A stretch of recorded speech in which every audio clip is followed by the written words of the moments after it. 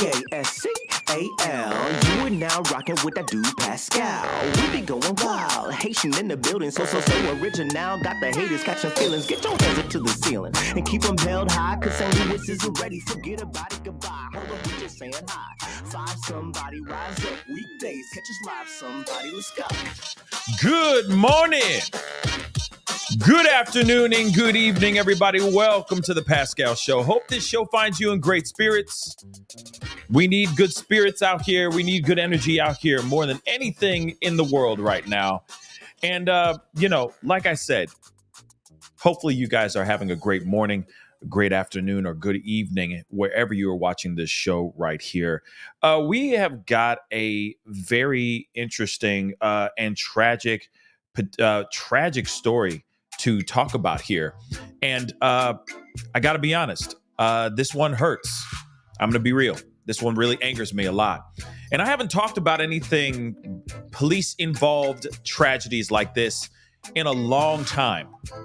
But this one definitely struck a chord in me when I saw everything that we are going to be watching a little bit of on this morning's show. There's a lot to talk about. And there's a lot going on in this particular body cam footage that we will be watching and, looking with our own two eyes with this whole situation. And I'm just going to say this right now. Justice for Sonya Massey. Again, let me repeat. Justice for Sonya Massey. But if you guys don't know the case, you don't know what's going on, and are interested in hearing what I got to say about this, please do me a favor. Hit that like button down below. Crush it. Do what it do. If you're watching on Facebook or on any of these other platforms, please be sure to hit that reaction button as well. That'd be greatly, greatly appreciated. Okay, we got some things to talk about. All right.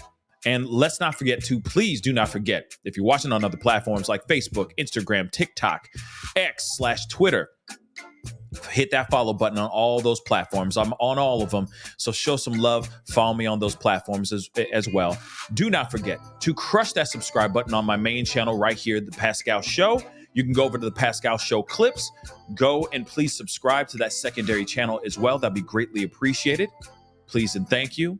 We have these conversations. We have these tough conversations. We also have a lot of fun on this show. But today's a tough one. Okay, and I know this one's probably very polarizing for a lot of people in regards to this case. And hey, all I ask is to be kind, be respectful, be adults in the chat. Okay, let's not be children. Let's be adults. And we can all agree to disagree. I'm just going to say that as well. All right. Hit that subscribe button, please and thank you. Hit that join button down below. Become a member of the family. If you appreciate how I tell these stories of the day, please be sure to hit that join button down below. These purple lights don't pay themselves.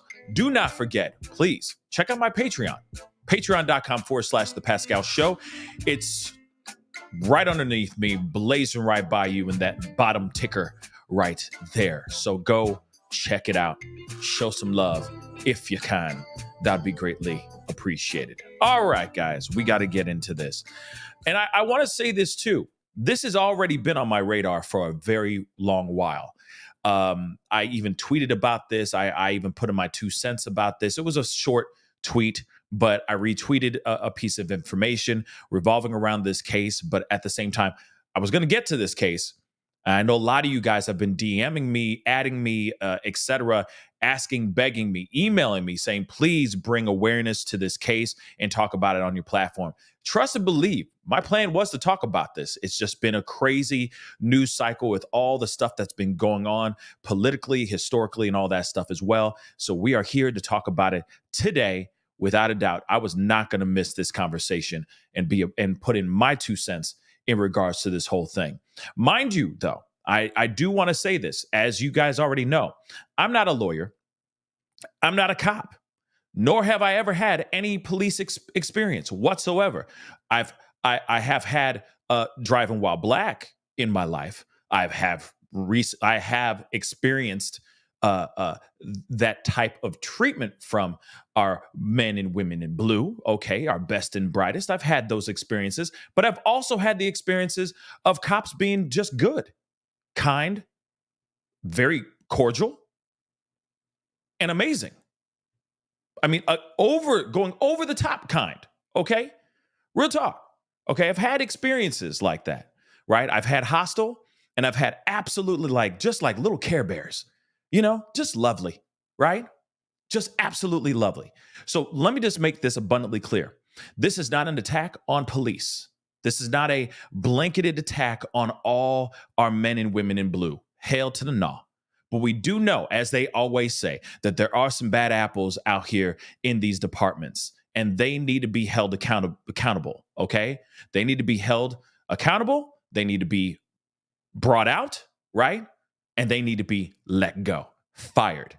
We have literally covered so many cases, okay, where men and women of color have lost their lives at the hands of a particular police officer. Some of those police officers have been white.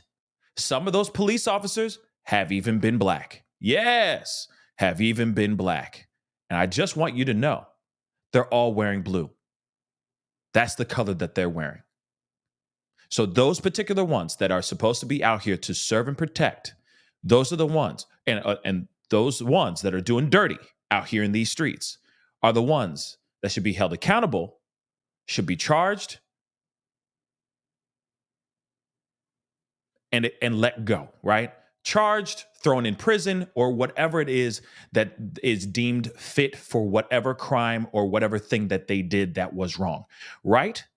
So I just want to put out that disclaimer before we get into everything, because I know people out here are very quick, right? They're very quick to just, shoot from the hip, for lack of a better term, and sit there and go, oh yeah, you're just you're just a cop hater. No, I'm not. Actually, no. Okay. If I'm in trouble and if I need help, who am I calling? I'm calling 911. But at the same time, I don't want to sit there and hope to God that the people that are wearing the shield are showing up are good. That's the thing I think all of us should not have to worry about. These doggone men and women that are wearing these shields, that are there to serve and protect, they should be mother-loving cowboys. They should be priests, priestesses, nuns up in this mug, willing to do whatever it is to help the person that is in need. This is the thing, though. We have that thing. We have that concern. Let's be real. That is the concern that we have. All of us. We're concerned about calling 911 and bad things happening to us. And let me tell you, this is basically the situation that's happening right here on this particular case. Sonya Massey, 36-year-old mother, calls 911 a little bit before 1 a.m. in the morning on July 6th, 2 days after Independence Day. And the reason why I say that is because when we watch some of this body cam footage, you're going to hear a lot of popping noise in the background. It's because people are still lighting up the rest, the leftovers of their fireworks, and they're firing them off in the background. But this was July 6th. She calls 911, okay? Very concerned. 2 police officers show up and do the unthinkable. Now, like I said, we are going to be looking at some body cam footage here in just a little bit. But like I said, this woman should still be alive. This mother, 36-year-old mother, should still be alive. Yes, I understand that they were quick to understand that there may have been some sort of mental health issue going on here. And yes, I know that there's a debate, which we hopefully will be able to talk about and maybe confirm or deny here on the show, whether or not she actually threw a boiling pot of water or not. We will discuss that as well. But no matter what, whether she threw a pot of boiling water or not, those officers were nowhere near where the boiling pot of water landed. Let's just say that. They were nowhere near the trajectory of danger. They were not even in the danger zone, okay? And yet they still pulled out their weapons and pulled the trigger. One of them hitting her in the face, going out her neck. And again, and I know I haven't said, we haven't gone into any articles or any videos of any sort, but I do want to make this abundantly clear. She called 911. She was not a perpetrator. She was not an attacker. She called 911 because she was concerned for whatever reason she was concerned about. Like I said, it could have been a mental health issue, but at the same time, there should be a new way or another way of enacting certain things out here. A pot of boiling water, ladies and gentlemen. And I want you to remember this. This could be your own mama. This could be your mom. This could be your auntie. This could be your grandma. This could be your son. This could be your father. This could be your husband. This could be any person that we know that is having a mental health issue that could have been in the same line of fire like this young woman right here. She, Sonya Massey, should still be alive today. Loving her kids, being a doting mother, as I assume and I'm sure that she is. She should not have lost her life over a pot of boiling water. There are other ways of taking a person down. Now, I get it. Tasers don't work all the time and all that stuff. And I know that people are already going to sit there and use that excuse. We've heard those excuses a million times before. All right?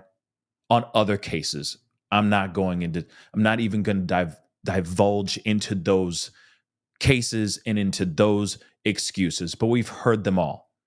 There's a constant thing of moving the goalposts as much as they can. Moving the goalpost.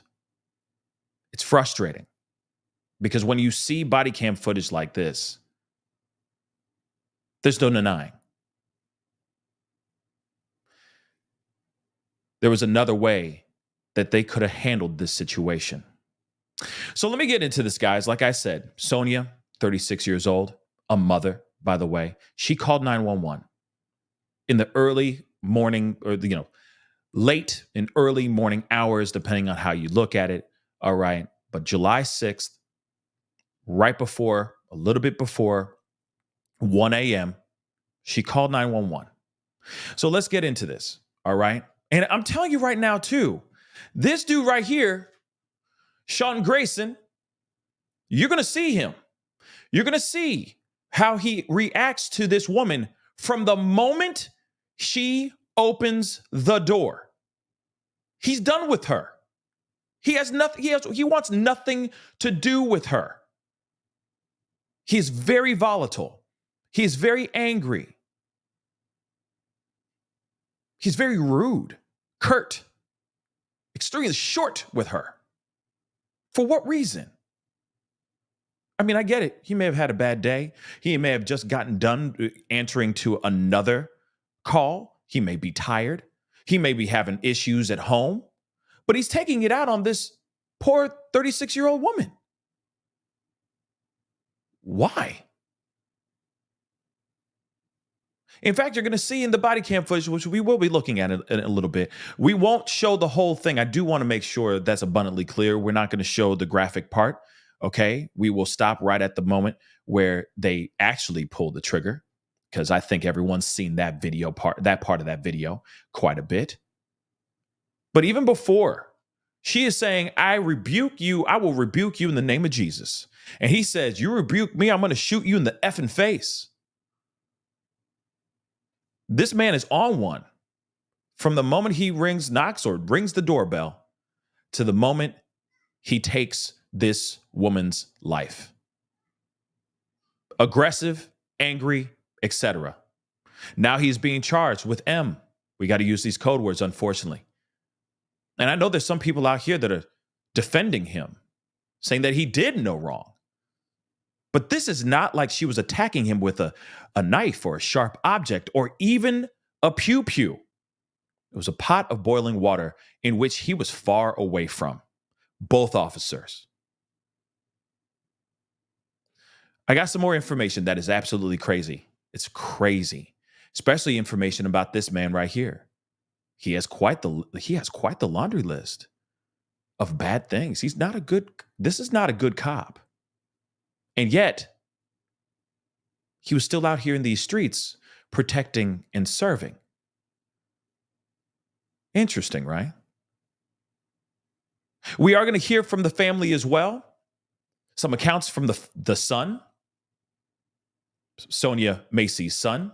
We are going to be hearing from her father as well, calling out the sheriff of their town, asking for them to step down, because obviously there is some sort of corruption. This man, speaking of corruption, lied. This man lied about the interaction and etc., trying to cover up what he actually did. I'm telling you right now, he said, "You rebuke me, I'm going to shoot you in the effing face." And guess what? Seconds later, he did exactly that. He shot her in the face. Now, ain't that something? So we got some things we're going to talk about. We got an article we're going to look at here really quick. We got some clips. Like I said, it is crazy what they have said and what has been revealed, mainly about Sean Grayson. Okay? The officer that was involved, the one that took this woman's life. Pretty insane, guys. So let's take a look at this article, okay?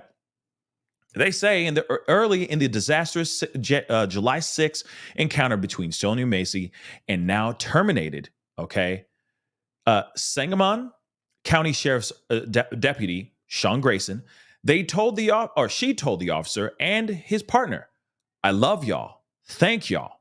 She did say that in the body cam footage. You'll hear that in a second. So she reportedly suffered from mental health issues.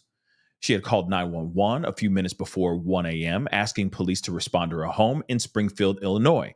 She told the dispatcher that she heard banging noises outside and thought it might be a prowler. Now, I'm going to say this really quick. I think that maybe she's heard firecrackers going off because it was 2 days after the 4th of July.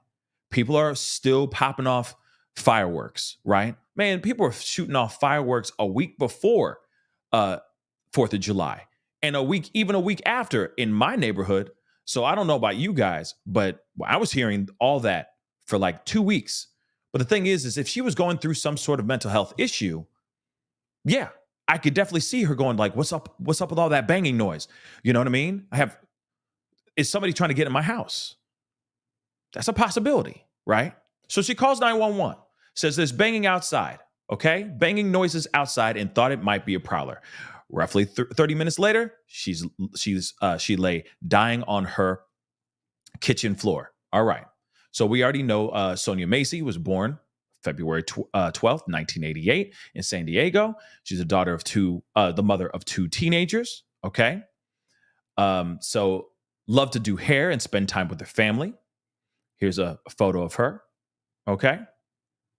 Holding one of her babies. She had been diagnosed with paranoid schizophrenia, was managing it with medication, her daughter said. So at 12:49 a.m., she dialed 911 and says she is hearing stuff she finds suspicious, requesting police to come and see what is going on. Grayson and his partner, Sean Grayson, and his partner, who has not been publicly identified, arrived at her house and used their flashlights to search the yard. Body cam footage shows. Now, the officer knocks on Massey's front door, but she didn't answer until 1:15 a.m., according to the footage. They found her to be quote-unquote calm and quote-unquote not aggressive, although perhaps unwell, court records say. "Are you doing all right mentally?" one asked. "Yes, I took my medicine." This is what Sonya said, okay, according to the footage, which was captured by Grayson's partner's body cam, because Grayson didn't activate his own body cam until after the tragedy. Interesting, don't you think? In fact, I have a little video that I want to share with you guys. We're going to take a look at this right now. That body cam video was released just 3 days after Sonya Massey was buried in Springfield. And while there were 2 sheriff's deputies present during the shooting, the one who fired at Massey did not turn on his body-worn camera until after the shooting, which means that for between them and this mother of 2, we only have one camera angle to analyze. Interesting, right?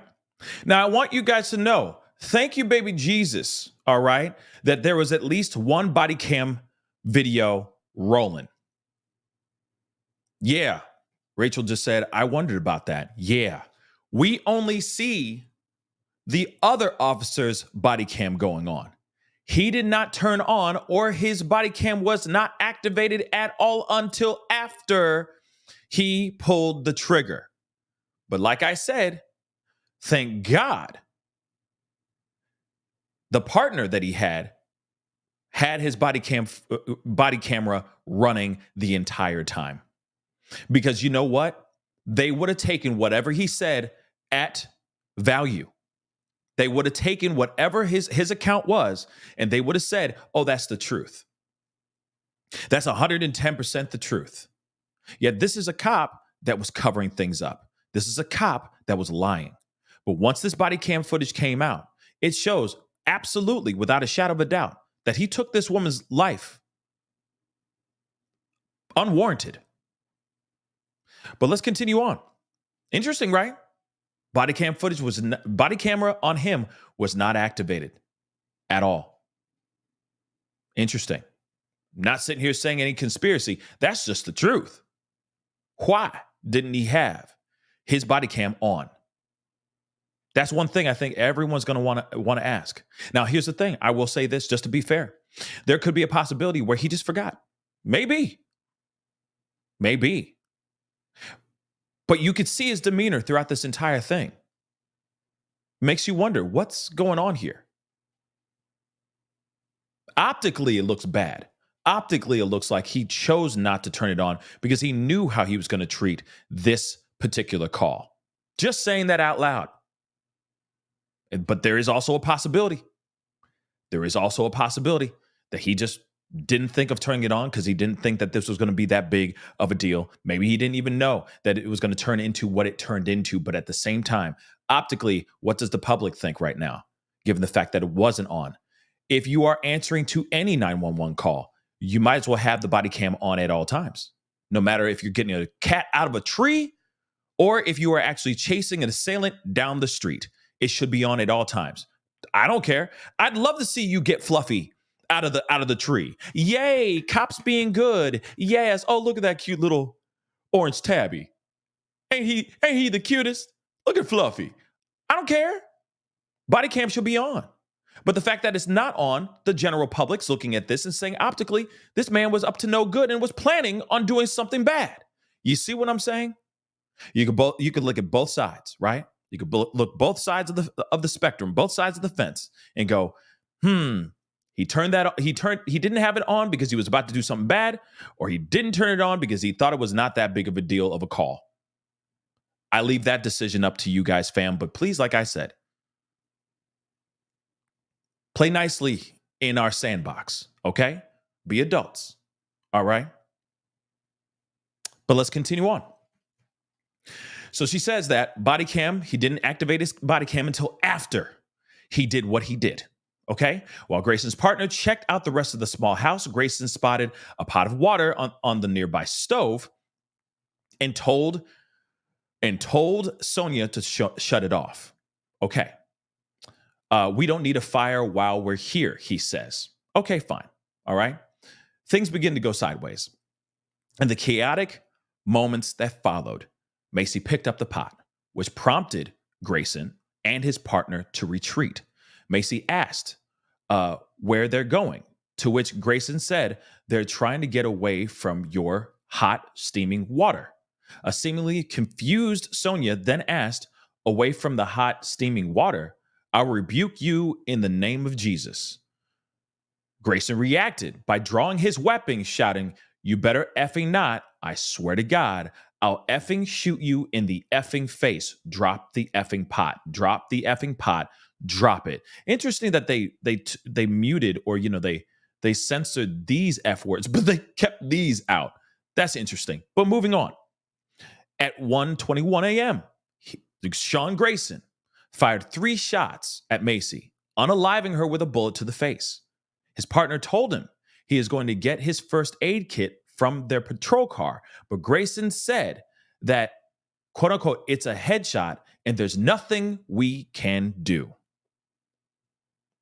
Now, I do want to make sure that we look at all the stuff that's going on here. Of course, this is all just, kind of bullet, for lack of a better term, with all due respect, but bullet for bullet, point by point, a broad stroke of what is actually happening in this body cam. We are going to take a look at that here very, very shortly, but I am going to share with you guys the 911 call first, just so we can hear the 911 dispatch and the conversation that's going on before we actually watch the body cam as well, so we can see chronologically what the heck is going on here. 2 minutes later, let's continue back here. 2 minutes later, Grayson radioed the dispatcher and asked if police had previously been called to Massey's home over mental health concerns. At one point, an officer, it is unclear whose voice it is, told dispatch that Massey's GSW was, quote unquote, self-inflicted. Why is that information out here? So you're telling me somebody said that she did this to her doggone self. Like I said, why would they come out here and say that type of ish? Again, too, look at what Grayson is saying. He radioed to the dispatcher and asked if police had previously been called to her home over mental health issues. What do you think? I'm sorry. I'm so sorry. And I know, like I said, some people are going like, Pascal, you're wrong. What am I wrong about? I'm just stating facts, baby. Facts. So you mean to tell me he called into dispatch to see if there was any mental health issues or a history of mental health, and then somebody else said, oh yeah, this was self-inflicted. Some other officer, it's unclear what voice it is, but they said, oh yeah, it's self-inflicted. She did this. Doesn't that look like somebody who's trying to cover their own tracks? Or maybe a group of police officers trying to cover Grayson's tracks? I'm just curious. Asking for a friend. Let's get into this. Let me show you guys a little bit of the dispatch call. I think you guys will appreciate that. So let us grab that real quick. Uno momento, por favor. Is this it? This is it? Hold on. Nope, that is not it. Hold on, guys. I thought I had it.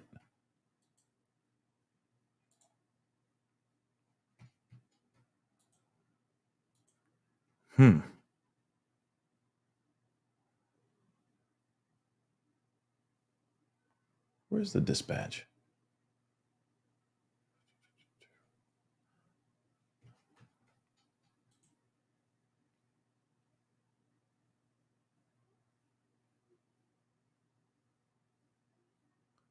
Here it is. Records show the former deputy who shot Sonya Massey worked for multiple departments in the state of Illinois. Nope, that's not it either. What the heck? Hold on, guys. Sorry. I thought I had it, but I did not. 1 second, guys. Like I said, this particular cop, you just heard a little bit of a teaser on that. I mean, this particular cop was or is a very, very bad man. And of course, he had a history. He has a history of doing some very terrible, unthinkable things. And again, this is not something that we want out here in these streets protecting our own. Just saying that out loud. Let's take a listen to this.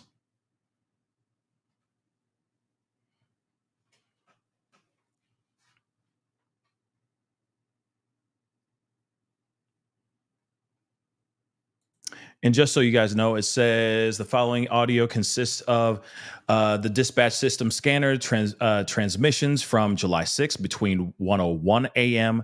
to 1:51 a.m. Okay. The two sheriff deputies were responding to the home of Sonya Massey, who called 911 to report a possible prowler.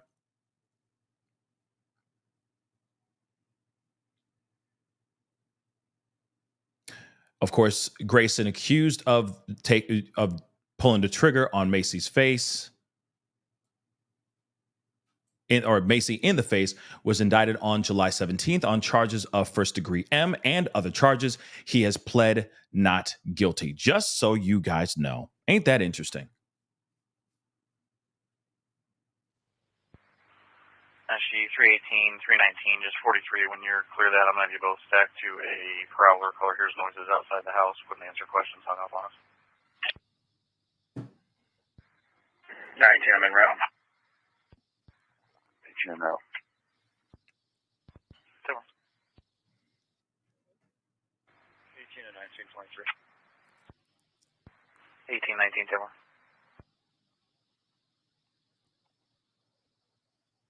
19 from 18, let's not, so we can't get contact with it.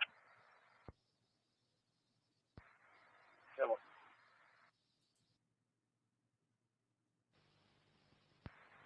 319. 319. You want to try and call her 17 back here and let her know we're out front. So.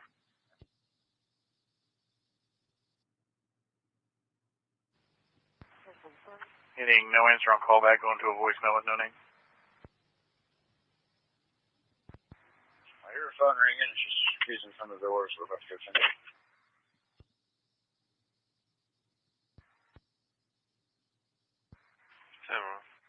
318, 319. 43 now. We're getting an open line on 911 from a 911 only cell phone. It's not the call that she originally called from. And all we can hear is some sort of wrestling around. Yeah, she was yelling inside. She told us to hold on.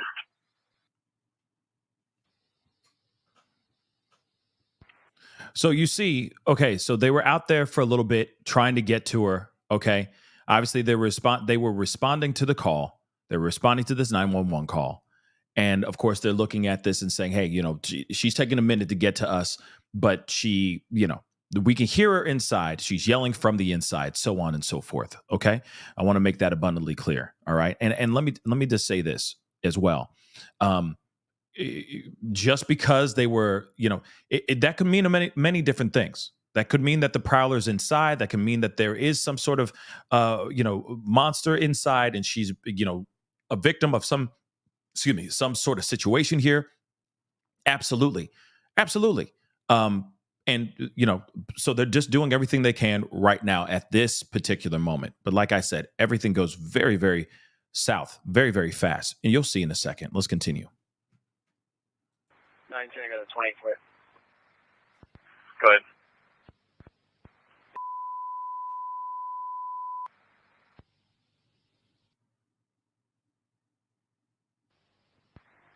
Hang on.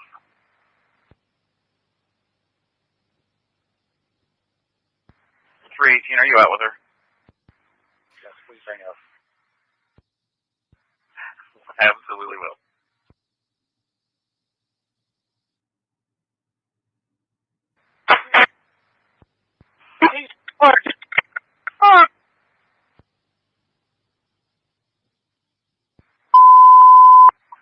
Gentlemen's close, units out, and you can start.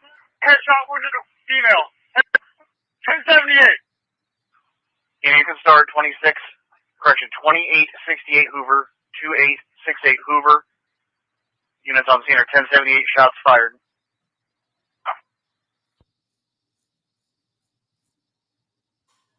You can start for 2868 Hoover, 1018, use 10-0 for shots fired. See you guys going around.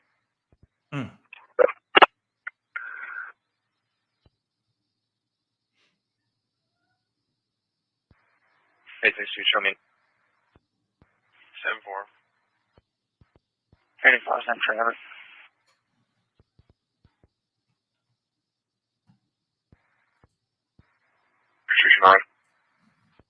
669, 10-4.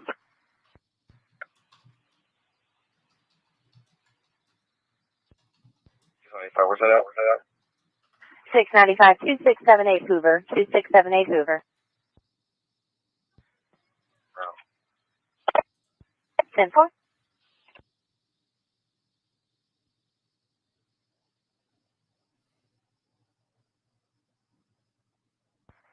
Creo 2 on the route.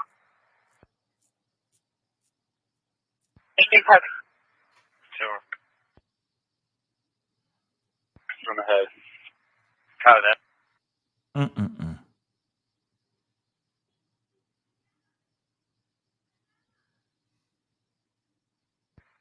Adam 03, once we get some suspect information or vehicle information, that's the stuff we need to start working on to help them out.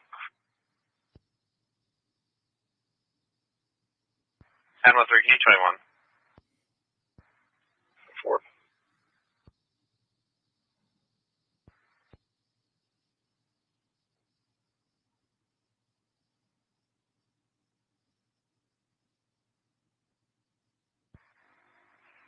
Springfield 4, Frank 19, 1042.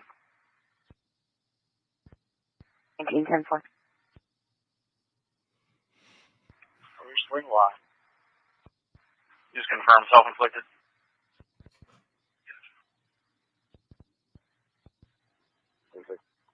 Two on. Let me roll that back. Hold on.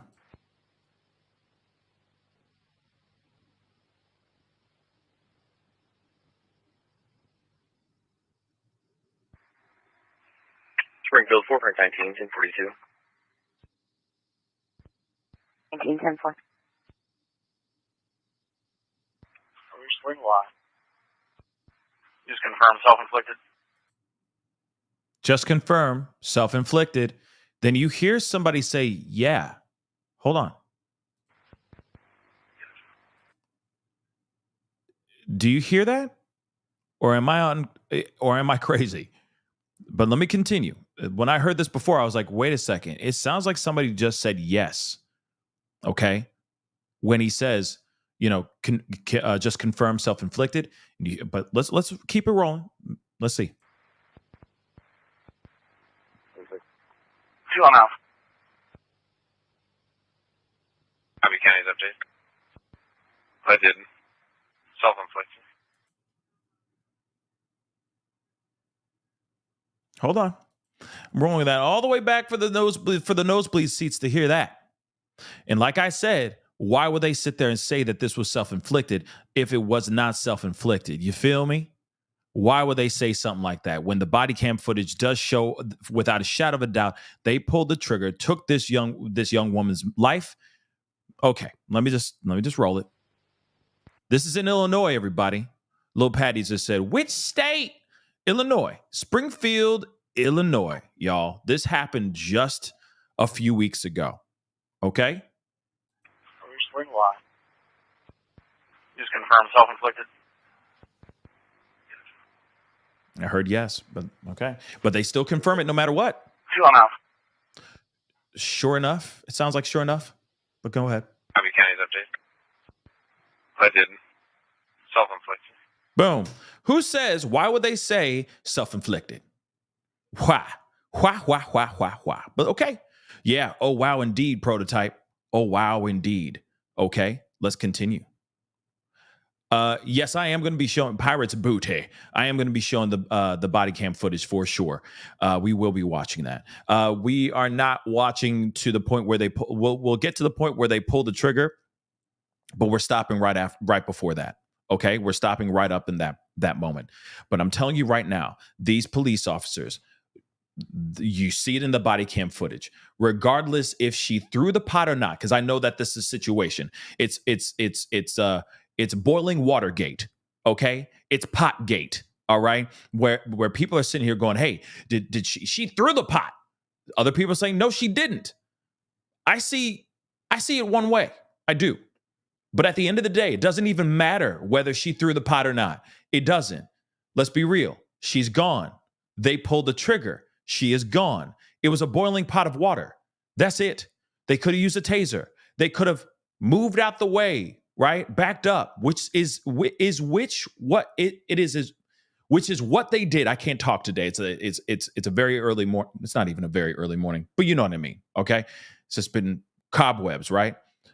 But you could see that they back up. You'll see in the body cam, they back up. Yes, I get it that they warned her, right? Etc. But she is definitely going through some sort of mental health issue. She's not a threat. She's a little 36-year-old woman. This man's towering over this woman. Two of them towering over this woman, right? And like I said, it does not matter, in my personal opinion, does not matter whether she threw the pot of boiling water or not. This is not a lethal reaction. That does not warrant a lethal reaction from 5-0, period. You could be annoyed as all hell with her. You could be annoyed and offended if she's sitting there going, I rebuke you in the name of Jesus. It doesn't matter. It doesn't matter. If she's going through a mental health issue and she's not holding anything that's sharp or that could puncture your body, okay, and you're away a far distance from the actual boiling pot of water, why pull out the pew-pew? And then most definitely, why pull the trigger? Then on top of it, you know for a fact that if they were in the right, they would not say self-inflicted on dispatch. Now, would they? Think about that for a second, baby. Yeah, I know some people are going to feel some type of way. I know. And all I can say is we can agree to disagree on this. But you're telling me, pot of boiling water. Then they pull the trigger. She is shot in the face.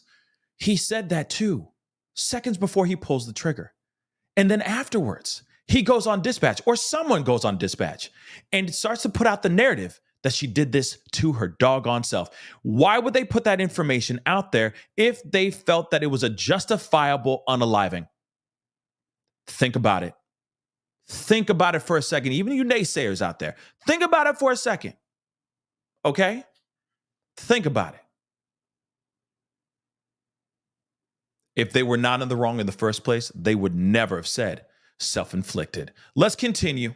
So cover up indeed. Let's continue, though. Let's continue. Okay, thank you.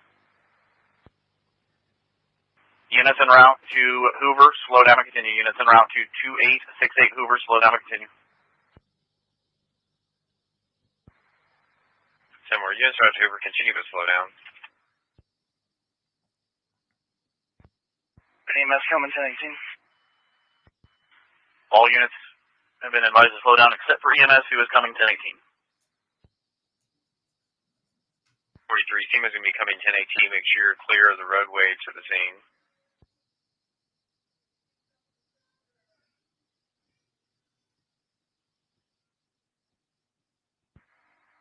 $695, all right. Secure now. 695, 10-4.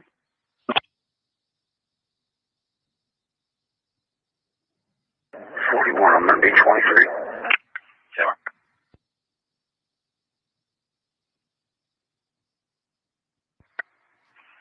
16-1, arrive, secure now.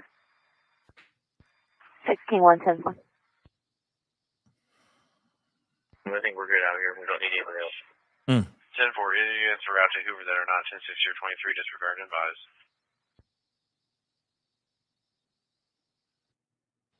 On full investigation, this will be en route, and they are contacting their CSI as well.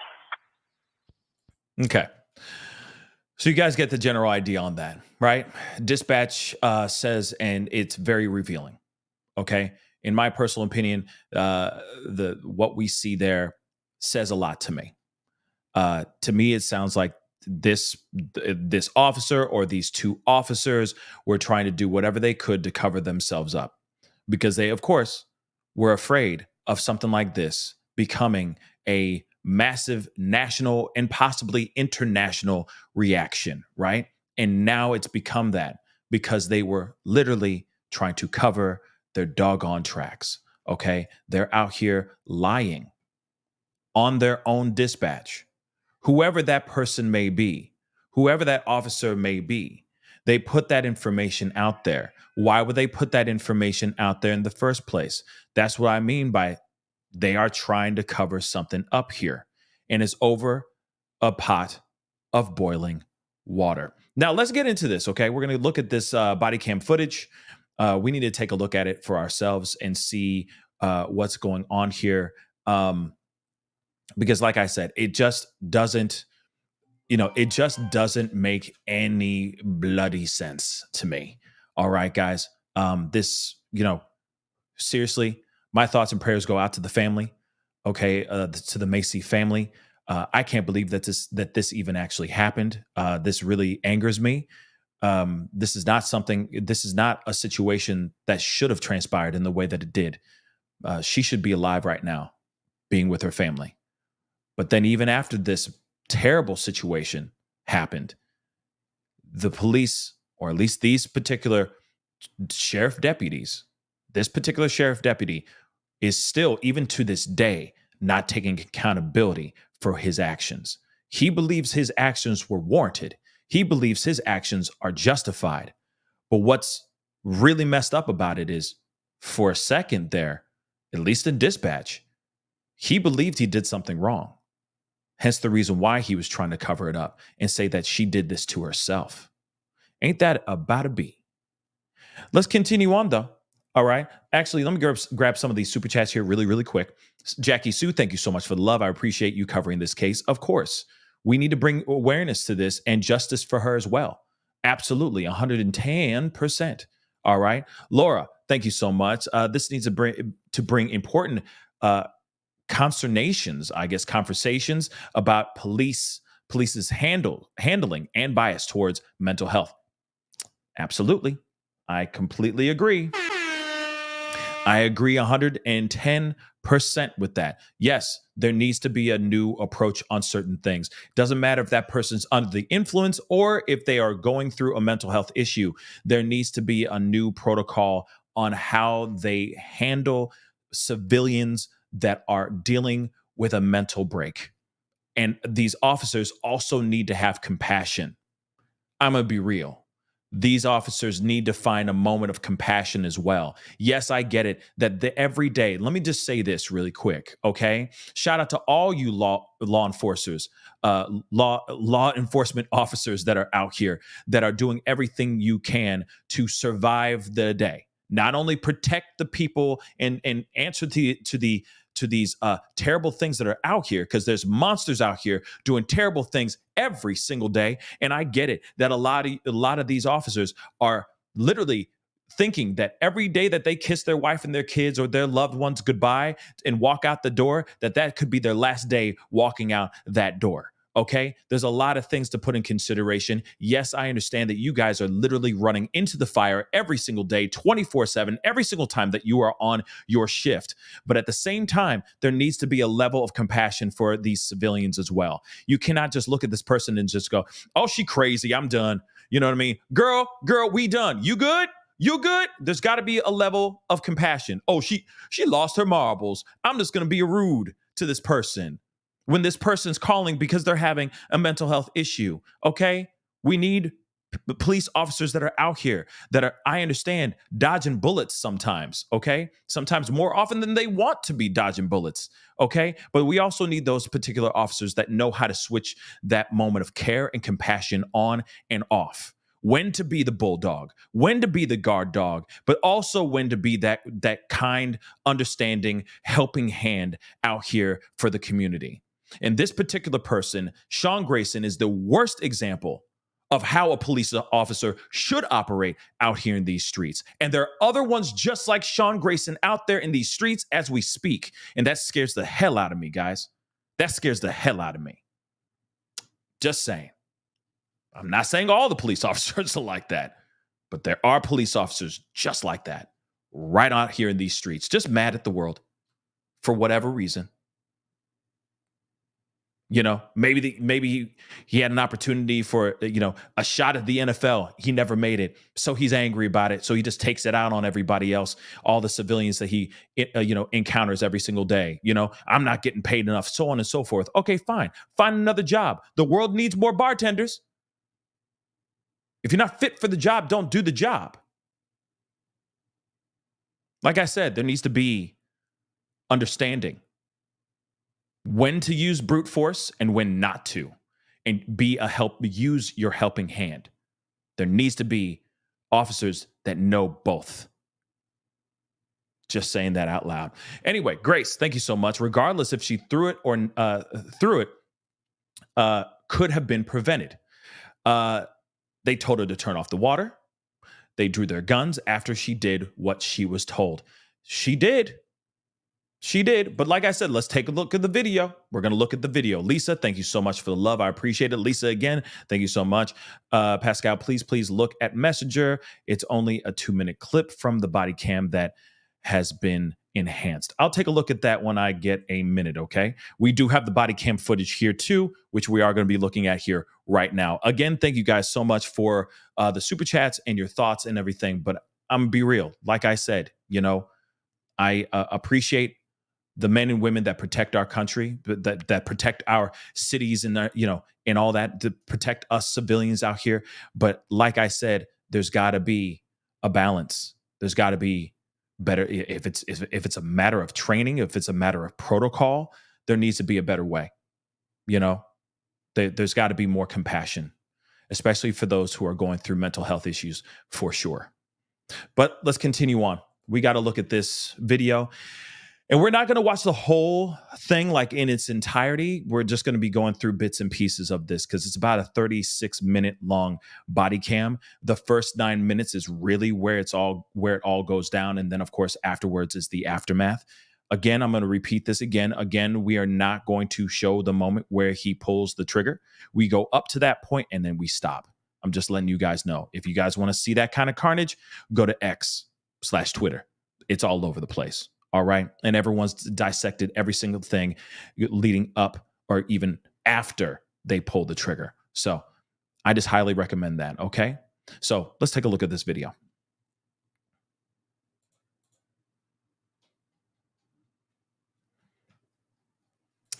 Following video consists of body-worn camera footage from only just one, but okay, from 2 sheriff deputies responding to the home. And I'm sure the second half of this video is when Sean Grayson actually turns on his body cam footage. So let me correct myself really quick.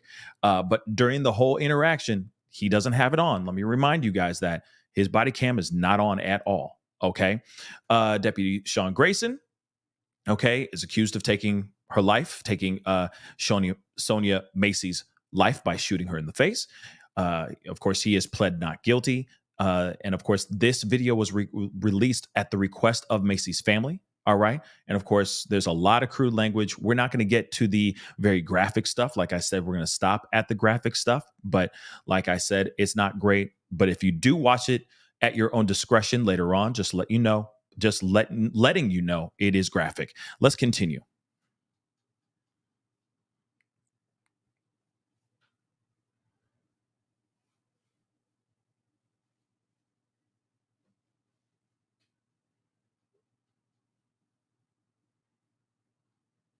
Here we go. And we are going to be breaking this down, so get ready.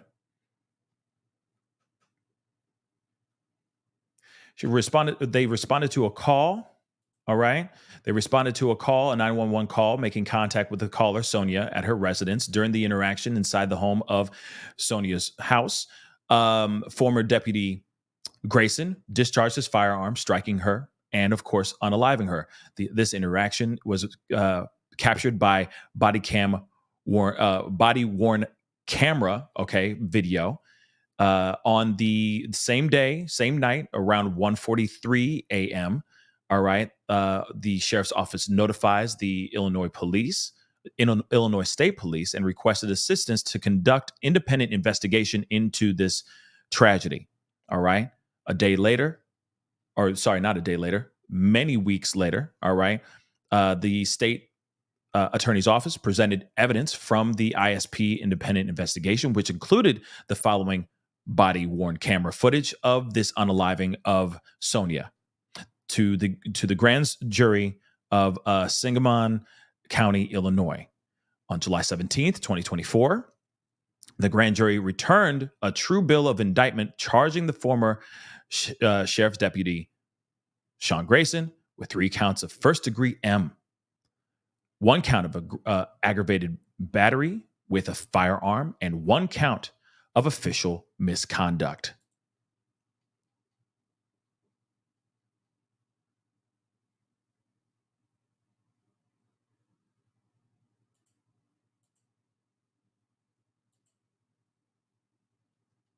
Okay, July 17th, an arrest warrant was issued for Grayson, and he was taken into custody.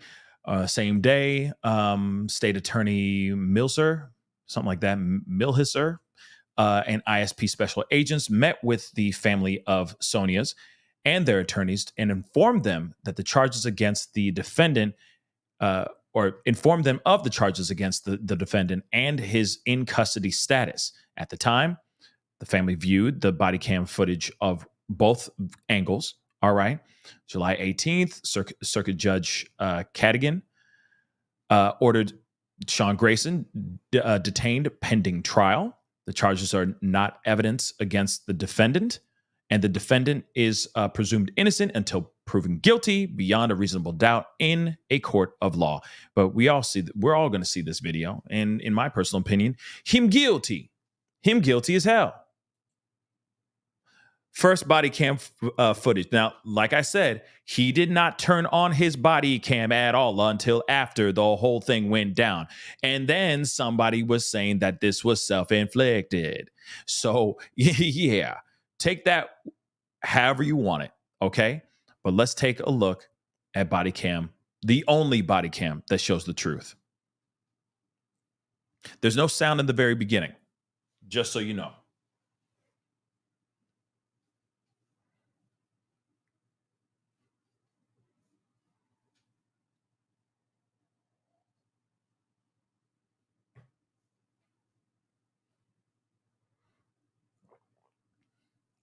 Now, you can see in this footage, because we're going to scroll through this a little bit, but you can see in this footage, they are going in her backyard.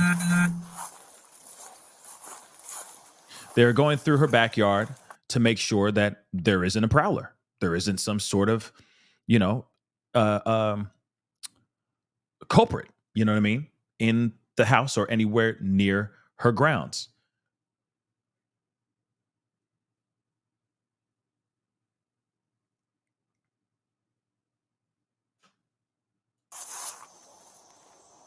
I'm going to skip through this, though.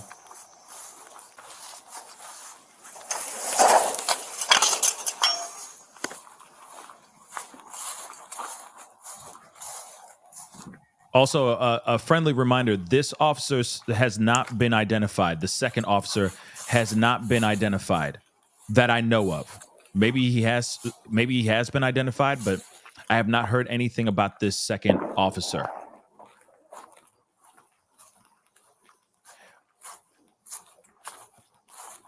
And again, another reminder, all the banging that's going on in the background, all the sounds like gunshots, they are not. They are firecrackers. People are still lighting off firecrackers, which is interesting.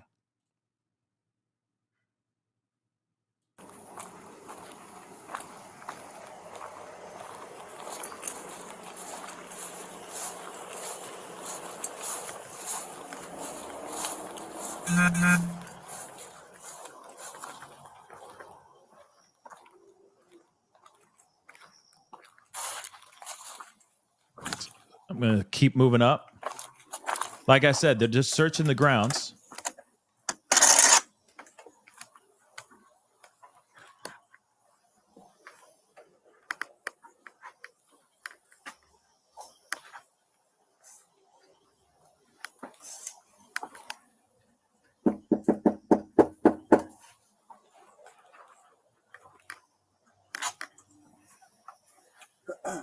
Here we go.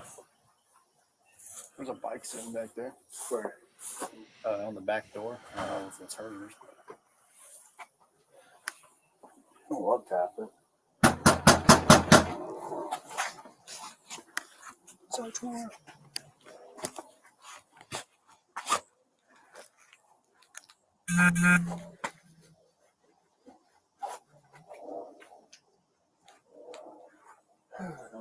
319. Contact us or someone through a picture. You want to try and call her 17 back there and let her know we're out front. Now, we've already heard most of this dispatch, right? We've heard this kind of the dialogue. Now we're looking at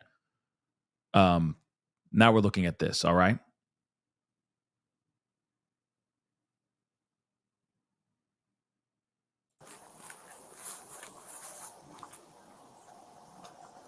Yes, that's set up good.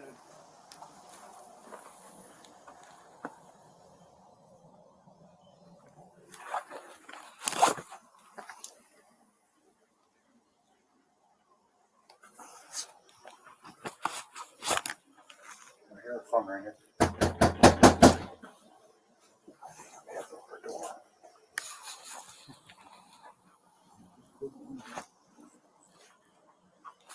You didn't see anybody out walking that way, did you? No, not when I came in. I didn't see anybody that way.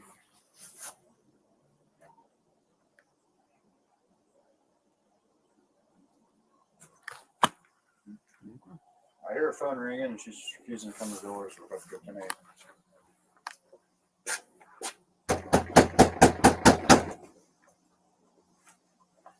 She's dead in there. Oh, let's hope not. You heard what he said? He said she's probably, unalive in there. And of course, the other officer said, let's hope not, right? But remember, the guy in the camera, the guy who's being caught on camera right now, the officer, is former officer Sean Grayson. I want to make that abundantly clear. He's already aggravated even before she even answers the door. Now, I get it. You never know what's on the other side of that door. There could really be somebody out here that is doing something really bad, right? There could very well be somebody with a firearm on the other side of that door. You never know what you're walking into, right? And let's be real, that is some serious stuff. You always got to be on the ready. Totally understandable. But it is very much like he's already aggravated, already in a really, really bad mood, and he doesn't want to be here in a way. And the fact that he's like, oh, she probably already gone. You know what I mean? It's interesting. But like I said, watch his interaction with Sonya. It is callous as hell. Is this a ring doorbell? Yeah, it doesn't work though.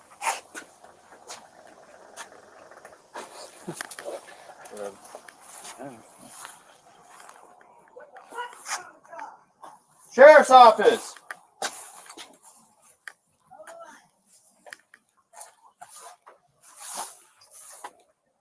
Two houses down. Oh no, it's right here. Put the drugs out.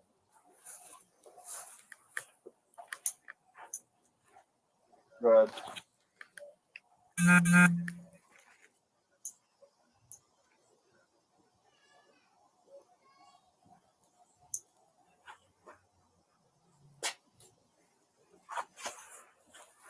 She was yelling inside. Supposed to hold on. You come in the door or not?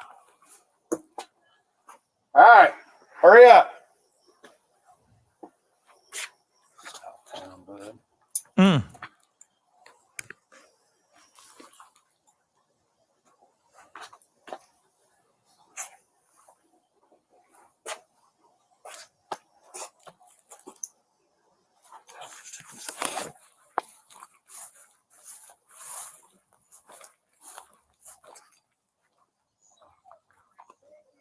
Sheriff's office, the one you called.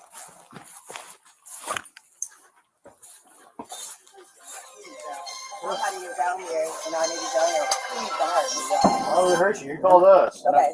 So what'd you hear? Somebody keeps outside my house, y'all. Please, Is this your car over here? please, God, please, God, please. Is this your car over here? Oh, Please, God. that's not your black car in the driveway? Mm-mm. Oh, well, we checked your yard. We walked around the whole block. We didn't see anybody. Mm-mm. Right? We don't. We checked the whole area. There's nobody out walking around. I know, y'all. Please, God, please, God. I'm trying to get help, y'all, but What do you need help with? nothing. I just, please, God, please, God, please. I don't know what to do. Do with what? Huh? What do you need help with? Nothing. see if y'all can help me. What do you want help with? Huh? What do you want help with? I heard somebody outside. Yeah, we checked your house. We checked your backyard. I walked all the way through all these backyards. We checked your front yard. We didn't see nobody. Yeah, so. Nobody's out here. You didn't see anybody? Nope. Oh. We checked the whole area. Okay. What took you so long to answer the door? Oh, I was trying to put on some clothes, sir. I'm sorry. I was trying to get I got you. All right. Sorry. Is there anything else we can do for you? Huh? Is there anything else I can do for you? No, sir. Okay. All right. You doing all right mentally? Yes. Sure. My medicine. You heard that, right? Hold on. Sorry, I'm rolling that a tiny bit back. I mean, even him, the way his interaction with her, he's like, he sounds absolutely annoyed. He sounds very just annoyed. That's the best word I could say. He's like, do you have anything else we can do for you? Like, come on. You know what I'm saying? It's absolutely, yes, it's patronizing as all hell. It's some passive aggressive crap, right? And like I said, I get it. We all have bad days. Okay, we all have moments that we don't want to do our job. I get that. But at the same time, your job is to serve and protect. Regardless, this woman thought that something was going on around her house. She was concerned. And if you obviously can tell that something's not right, like maybe she's going through a mental health issue, there should be a way that he should be handling this situation. Handle her with love, compassion, etc. But he's not doing that. He's just being an a-hole, in my personal opinion. Take a listen. Anything else we can do for you? Huh? Is there anything else I can do for you? No, sir. Okay. All right. It's like he's doing that passive aggressive thing, like, you know what I mean? Like he's trying to be nice, but he's clearly trying to tell her, like, we got other things, bigger things to deal with today. Are you done? Are you done? Okay. You know what I mean? It's very rude. All right. It's very rude. You doing all right mentally? Yes. Sure. My medicine and stuff. All right. Okay. I love y'all. Thank y'all. All right. That's not your black car though. The SUV? Whose is it? You don't know? Someone just parked it in your driveway? They brought it to my driveway. You just left it? Mm-hmm. Yeah, let's run that. Yeah. 19, I got a 20 for you. Does anyone else live here with you? David Mary 43556. Now, of course, I get this 110%. There's a car that is in her driveway that she is claiming is not hers, and she does not know, like, she's like, oh, somebody just dropped it off. That's very interesting, right? And of course, I understand that they're going to run a check to make sure that it's not some stolen vehicle, or it's maybe there is really a perpetrator in the house and she's acting normal about it. You know what I mean? But the perpetrator's inside the house. There's a good possibility of that too. So of course they're going to run the plates to make sure that, she is telling the truth. Because if she isn't telling the truth, then whose car is that, right? You're going to want to make sure that whoever that car is not inside that house, right? Like I said, these are, to me, like I said, I'm not a cop, but I would feel like this is just standard stuff, right? Necessary pieces of investigation to make sure that this woman is safe. And yes, might I add, she did say, thank y'all, I love y'all. She most definitely did say that too. But they're running the plates on this car, which makes sense to me. You got a name? You got an idea or something? Take your name real quick. Attach this. See who we spoke to.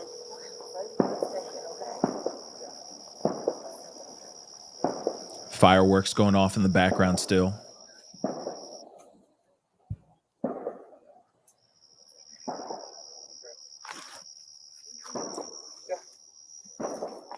Several.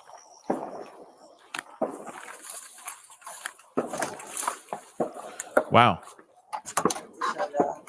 So I am also curious as to why he went inside the house. Now, I get it that there could be a reason where they were like, well, we're looking into this car. We want to make sure that there's nobody inside the house. But at the same time, his body cam footage isn't even on as he's entering the house.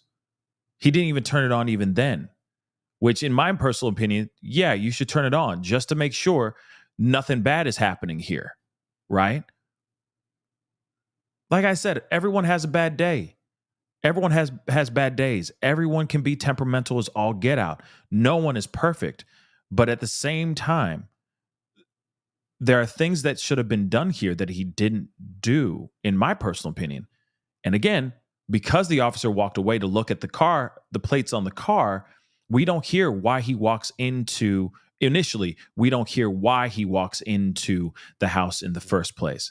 Does she invite him in? Did she ask him to come in and take a look on the inside of the house? Don't know. But let's continue on, though. It's just interesting information, okay? And that's the other thing, too, Black Anonymous. That's the thing. Did they get permission to enter the home? That is another thing that I'm kind of curious about as well. Unless she just let him in. I don't know, guys. That's, like I said, very, very odd. All right. But real quick, before we continue, Serenity, thank you so much for the love. I really do appreciate it. I don't know how anyone that saw his partner's video footage and say it was just justified. She didn't throw it. She did make a move towards them, and he was not even that close to her. You know, we're going to talk about the pot, whether it was thrown or not. Again, I'm going to say this again. I don't think it matters whether she threw the pot or not. There's a different procedure that could have been done, and she could have lived to fight another day. She may have gotten some charges, whatever it may be, but she would have been alive. No matter what, she would have been alive. Let's continue on. They enter inside the house.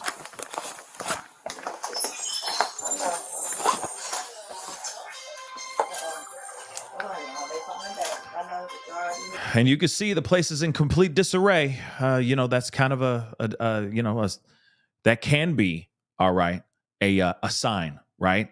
That, maybe you are dealing with somebody who is mentally unwell. That it can't be.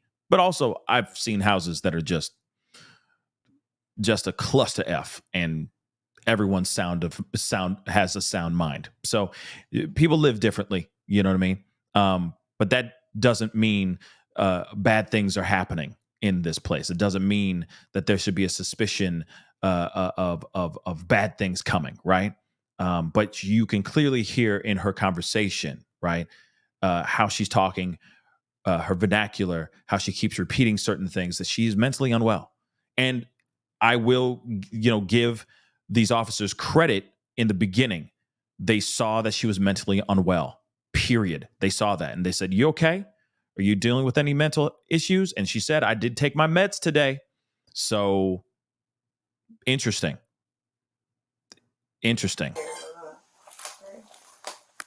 Hello? Yeah, I need, I got the sheriff department here, but I was calling for help from y'all. Okay, are you there with this? They're here in my house right now. Okay, I'll let you go so you can talk to them. No, hold on, wait a second, sir. You can hang up, Cottonwell. It's good. For what? You're there with the deputy, correct? No, hold on, okay? You can hang Hold up. on for what? Just 1 second, okay?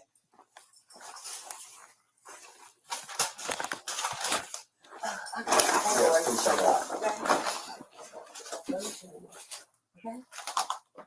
What's up? I got some paperwork. Can you grab that Bible, please? Yeah. Hey, I just need your name so we can get out of here. Was there any damage previous to your car? Previous, yeah, it was. Okay, what was the damage? A dent, I believe. What about windows? Oh, it was something that happened earlier. Okay, perfect. What is your last name? Shouldn't have to think about your last name. Okay. You're not in trouble. I just need to touch. Massey. Huh? Massey. You have an ID? That'd make things so much easier. I just need to get just driver's license will do, and then I'll get out of your hair. I want to show y'all my paperwork. I will get your paperwork. What paperwork? Okay. I got some paperwork. Well, just get your ID real Well, let's quick. get your ID first, and then One task at a time here. Okay. Let me Here, grab your ID for me. Hold on. Seems like everything's cool right here. I'm gonna be real. Seems like the interaction. I mean, of course, he's dealing with somebody who's dealing with the mental health issue and all that. It seems fairly okay. She says, "I need to get my paperwork," and he's like, "What?" They're both asking what paperwork, and I don't even know what she's talking about. Too. I'm going to be completely honest. Okay, so it seems like things have calmed down a little bit, but then everything starts to escalate here in just a second. This is some wild stuff. Seems like there was patience for a second, but then suddenly no more patience. This is wild. Take a look. Your ID. One task at a time. Real quick, somebody said, SWs has said, what is the age of this lady? She is 36 years old. 36 years old. Okay. She's a mother, etc. All right. Let me roll that back a little bit so we can hear that part one more again. 36 years old. Her name is Sonya Massey. Okay. Or Massey. I'm sorry. I keep mispronouncing it, I'm sure. So Sonya Massey. All right. 36 years old. All right. Let's hear this out. What paperwork? I got some paperwork. Well, just get your ID. Well, let's get your ID first, and then one task at a time here. Okay, let me. Here, grab your ID for me. Okay. Your ID, one task at a time. So let's do an ID, and then you can dig around for your paperwork. I don't know where my ID is. You have that stack right there, maybe. 1 second. Check on her. Let me get this. We don't need a fire while we're here. All right. Okay. Real quick, guys, I'm going to be completely honest. We are not going to show the actual trigger pulling, okay? And these moments are very, very crucial, obviously. So I want to make that abundantly clear, okay? So we're going to stop at the actual pulling of the trigger, all right? But this moment is when everything goes belly up. Where you going? Huh? Where you going? Away from your hot steaming water. Away from my hot steaming water? Yeah. Oh, I would rebuke you in the name of Jesus. Huh? I rebuke you in the name of You better fucking not. I swear to God, I'll fucking shoot you right in your fucking face. Don't worry, we're going to continue.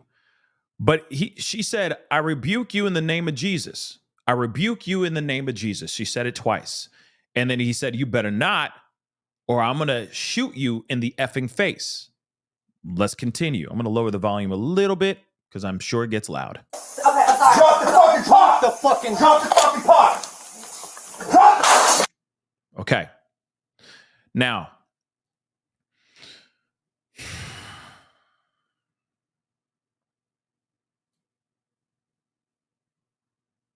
let me roll that back a little bit. It escalates so fast. All right. Now, all she said is, she goes, why are you guys getting away? Why are you guys walking away? Now, I understand. She may not have understood. All right. Clearly, she was going through a mental health issue. Okay. She was going through an episode for sure. I think we can all agree on that. There's a mental issue going on for sure. They backed away because understandably, they don't want to get hit by boiling hot water. Let's keep it real. That does not sound enjoyable. Okay. That sounds painful as all get out. But she goes, why are you guys getting away? Right? And he's like, because you got some boiling hot water. And then she goes, well, I rebuke you in the name of Jesus. I don't know why she says that. Maybe because of a mental health issue. I don't know. And then he says, you better not, which is interesting because it's like, she says, I rebuke you in the name of Jesus. She didn't say, I'm going to throw this pot of water on your mother-loving faces. She didn't say any of that. She just said, well, I rebuke you in the name of Jesus. I rebuke you in the name of Jesus. And then he said, you better not, and or I'm going to shoot you in the effing face. Okay. All right. Have mercy. Okay. Have mercy indeed. Now, I'm going to play this part again. Okay. Like I said, we're not watching the part where they pulled the trigger. You guys have all seen it, I'm sure. Okay. Unfortunately, and the thing is also, I get it. Everybody out here, looking at it and go, well, she threw the pot. No, she didn't. She didn't throw the pot. Some people are out here saying that this mother-loving thing is AI, or at least some footage out here showing that it's AI. Y'all, to me, at the end of the day, it doesn't matter if she threw the pot or not. I've seen footage, okay, where it looks like it's like she just does this. She just not throwing it at him. It's almost like here. It's dropping it here. You know what I mean? But okay, regardless if she did actually try to throw it at them or not, it didn't go very far. Now, did it? And they still ended up pulling the pew pew. Just saying. At the end of the day, because I know everybody wants to move there are certain sides of the aisle, okay, certain corners on certain sides of the fence. People are going to try to do everything they can to move the goalpost, okay? And they'll sit there and go, well, she threw a boiling pot of hot water. You know what I mean? Okay. Was it a knife? Was it a device that goes boom, boom? Was it a gun? It's not. There's got to be a different way that they approach situations like this. This is a little 36-year-old mother living by herself, going through a mental health issue. There's got to be a different way and a better way of approaching these situations, period, point blank. But let me play this again. Because like I said, I know that there's going to be people out here that are going to be very, very upset, basically saying, you got to pick one side, Pascal. She threw the pot or not. And if she threw the pot, then he was justified. If she didn't throw the pot, then he's not justified. And I'm telling you right now, it does not matter. It doesn't matter whether she threw the pot or not. They should not have pulled the trigger on this young woman, period. They should have used tasers. They should have let her throw the pot and then take her down, right? And detain her, okay? There's another way of doing it. They were far away from her. You really think she got an arm like an athlete? You think that she used to do shot put? In high school, she's just that good? Throwing a pot of boiling water? Come on, y'all. Come on. It doesn't matter. It doesn't matter. This should not have happened, period. This is excessive force, excessive. And then even after that, that's why I say that they knew that this particular officer knew that he screwed the pooch, because he was willing to say on dispatch that this was self-inflicted, y'all. That shows proof positive that this officer knew that he should not have pulled out his weapon and pulled the trigger, period, point blank, y'all. But let me play it one more time. We're not playing the part where she passes on. We're only showing the part where he's talking about, put down the pot and all that. Okay. This is very aggressive in my personal opinion. Check on her. No, we don't need a fire while we're here. All right. Okay. Let me see. Okay. Where you going? Huh? Where you going? Away from your hot steaming water. Away from my hot steaming water? Yeah. Oh, I would rebuke you in the name of Jesus. Huh? Rebuke you in the name of You Jesus. better fucking not. I swear to God, I'll fucking shoot you right in your fucking face.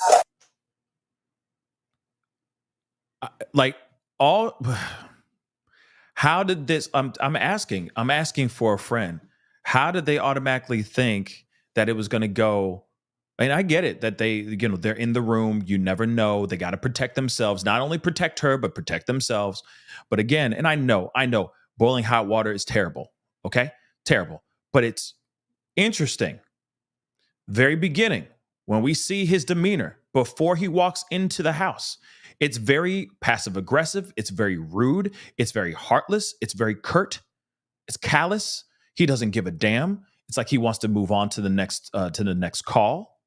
I'm sure, by the way, that he's already annoyed because of having to answer to all the firecracker noises, maybe, that are going off, right? That it's another call once again because of fireworks that are going off in the background, right?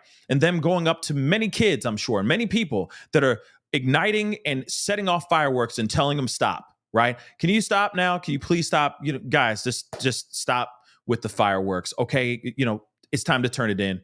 All right. Or even giving people citations for shooting off fireworks, so on and so forth. Trust me, I'm sure they went out there and were doing that all evening, right? And then they finally get to her. And it's like, oh, another one. Oh man. And now she mentally ill. Now she got problems. She crazy, man. She crazy, and we out here looking for an invisible man, right? So his anger's he's already boiling.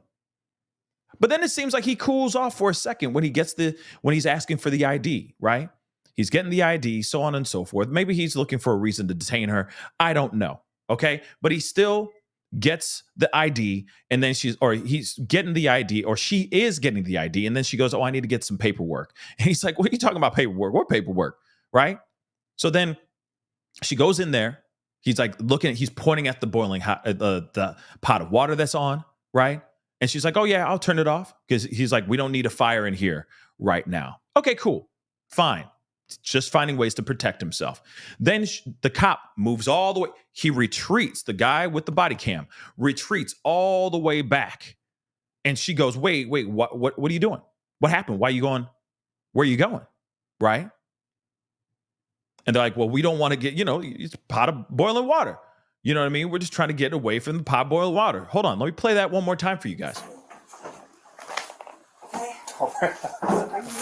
Huh? Where you going? Away from your hot steaming water. Away from my hot steaming water? Yeah. Now, I don't know what she's interpreting that to mean in her mind. Okay. But clearly she's not well. So she says, "I rebuke you in the name of Jesus." And she says it twice. Right? Now, that could have been her trying to make a joke, maybe, or that could have been her just having a mental health problem. Right?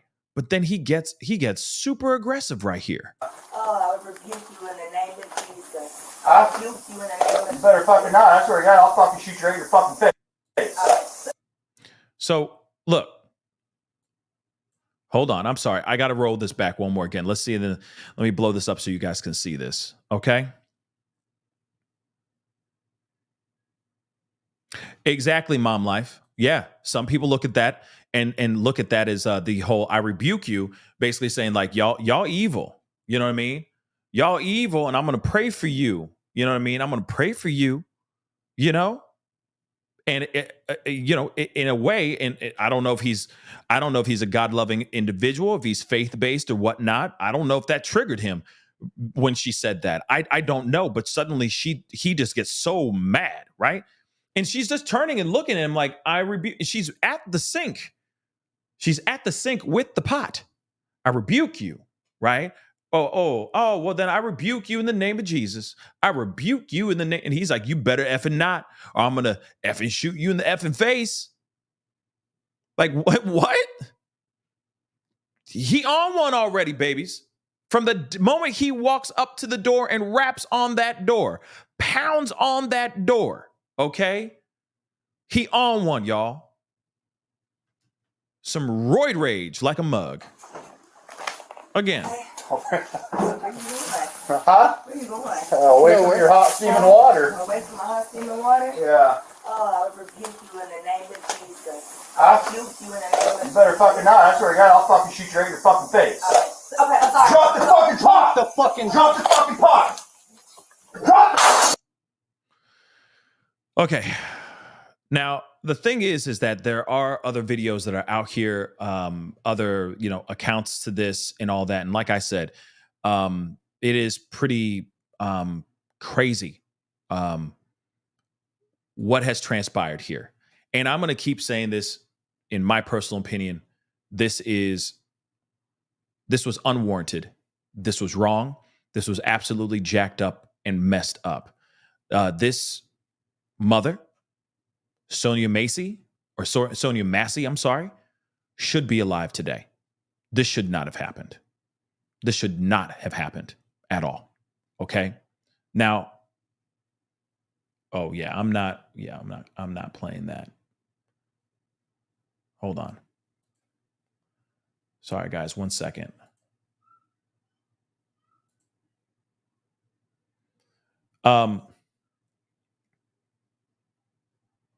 Yeah, I unfortunately, whoever sent me enhanced video of this, it's from somebody else's show. I'm not playing that. No disrespect. I appreciate you sending it to me, but I'm not playing it because that is not my content, nor do I have the okay from the other content creator, and I don't know what lies in those videos, right?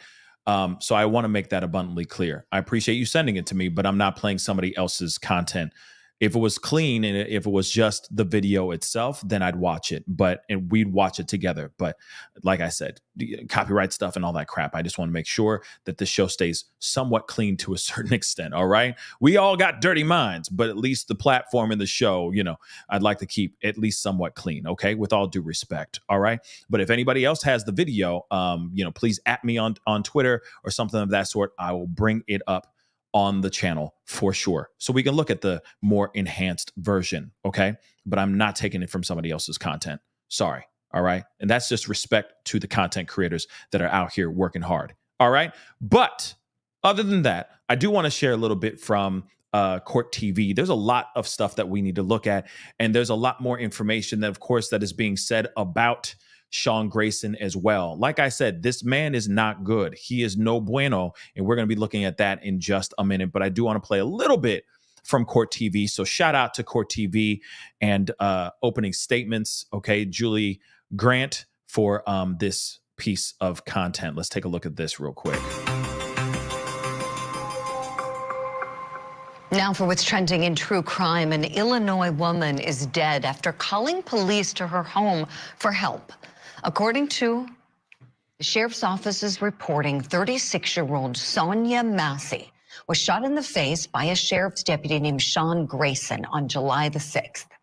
Police say that she called 911 to report a suspected prowler. When entering her home, the two deputies are seen engaging with Massey, having discussion with her. Everything was very pleasant before granting her permission to move a boiling pot of water that was steaming from her stove. Let's take a look together at what happens next. I don't know where my ID is. You got that stack right there, maybe? 1 second. Check on her. Let me get this. No, we don't need a fire while we're here. All right. Let me see. Okay. Where are you going? Huh? Where you going? Away from your hot steaming water. Away from my hot steaming water? Yeah. Oh, I would rebuke you in the name of Jesus. I'll Rebuke you in the name of You better not. That's where you're I'll shoot you right in your face. Okay, I'm sorry. Drop the pot! Drop 14 shots fired. Shots fired! Shots fired! I'm going to skip around this real quick. Morning, we're asking, what aren't we seeing in that video that's important for us to know? I have two tremendous guests. I'm going to bring them in now. I want to welcome in trial attorney and the former president of the National Bar play this in normal speed for y'all. C.K. Hoffler, and retired FBI special agent, firearms instructor, and former SWAT team member, Jennifer Coffindaffer. Great to see you brilliant ladies this morning and have you both able to weigh in from your various areas of expertise in law and law enforcement. So let's take these in turn, talking about the incident itself and then what comes next now that this case is in the criminal justice system. I do want to make this abundantly clear. I do have the another video, enhanced video. I am going to share that with you guys. And just so you know, there have been other content creators, because I see some of you guys commenting in the comment section, okay, in the family chat right now. And let me just make this abundantly clear. There have been a lot of people showing the content slowed down and showing an enhanced version of what happened here. I've seen Mel talk about it. I've seen many other people talk about it, the enhanced version. In fact, I think Nate the lawyer has talked about it as well, etc. So I just want to make that abundantly clear. There's nobody out here trying to hide anything here. All right. We're going to talk about it. We're going to take a look at this here in just a minute. But I do want to hear what others from that have a background in law enforcement have to say about this as well. Let's take just a small snippet, take a listen to what they have to say here. Agent Coffindaffer, would you start us off, please? Talk to us a bit about what you're seeing in this video and what you're most curious to see that we're unable to see from it. Well, good morning, ladies. First of all, I think it's very important to see how quickly everything escalated here, when in fact law enforcement has the they must de-escalate situations. She goes and removes this water, and then I believe she makes it colder because they talk about the steam coming off. That's what I gleaned from this. And it doesn't seem that she says, I rebuke you in the name of Jesus to these officers, but rather sort of says this. This is a training situation, I think, from the standpoint these officers don't recognize seemingly that she really isn't a threat, and they completely escalated the situation and shot when they absolutely had no authority to shoot, in my opinion. Oh, let me just say this, okay? She said, yo, this is almost standard procedure. This is like training, like a training course. You know exactly that this person's not mentally well. In fact, I never thought of it in this particular angle, that this situation where she says, I rebuke you in the name of Jesus, that maybe she was just saying it. Because remember, in the very beginning at the door, she is saying, oh, Jesus, help me, Jesus, Lord, Lord, help me, over and over and over again. So she could have been saying that to herself, like, I rebuke you in the name of Jesus, like, oh, you know, my thoughts have been, you know, crazy. I can't believe that I left the pot on there. Ooh, I rebuke you in the name of Jesus. She could have been saying that to herself. It could have just been her own phrase that she said to herself, like, oh, man, you know, oh, dang, I messed up. Okay, that could have been it, right? Or she could have been just saying it to him. I don't know, right? I do not know, right? And of course, there's, you know, some people are saying, oh, yeah, you know, she definitely knew that this man was an evil spirit and so on and so forth. She could feel his evil spirit. He was a bad person. And that's why she was saying, I rebuke you in the name of Jesus. I don't know about all that. Okay, as far as the spirituality side of things, you know, and all that, I don't know. All I know is she did say those things, but that does not mean that she gets shot in the face for saying those things. Let's be real, okay? But Jennifer Coffindaffer just said something that's 110% on the nose. I agree. I 110% agree with what she's saying, okay? This is standard. This is baseline standard, you know, like a training course. They should have handled this situation better, and they did not. Let's continue on, though. Again, shout out to Court TV for the info. Let's go. Agent Coffindaffer, thank you for that. And now the county has presented it to a grand jury. They've issued a true bill. This officer is fired and facing charges. C.K. Hoffler, to you next, please. Would you take it from here as this progresses through the legal system? Your thoughts on the video and what the video doesn't show as well. Well, good morning. The video is probably the most compelling piece of evidence that we know at this point. It does show the escalation by law enforcement versus the de-escalation. It shows the culpability of law enforcement. And so I think it's a very, very powerful piece of evidence. This evidence will be used in the criminal case against this officer. This is so very tragic. I've got to disclose, Ben Crump is a very good friend. He's my co-counsel on a number of cases. I saw him a couple days ago. We were at the National Bar meeting. We talked about this case. This is so egregious.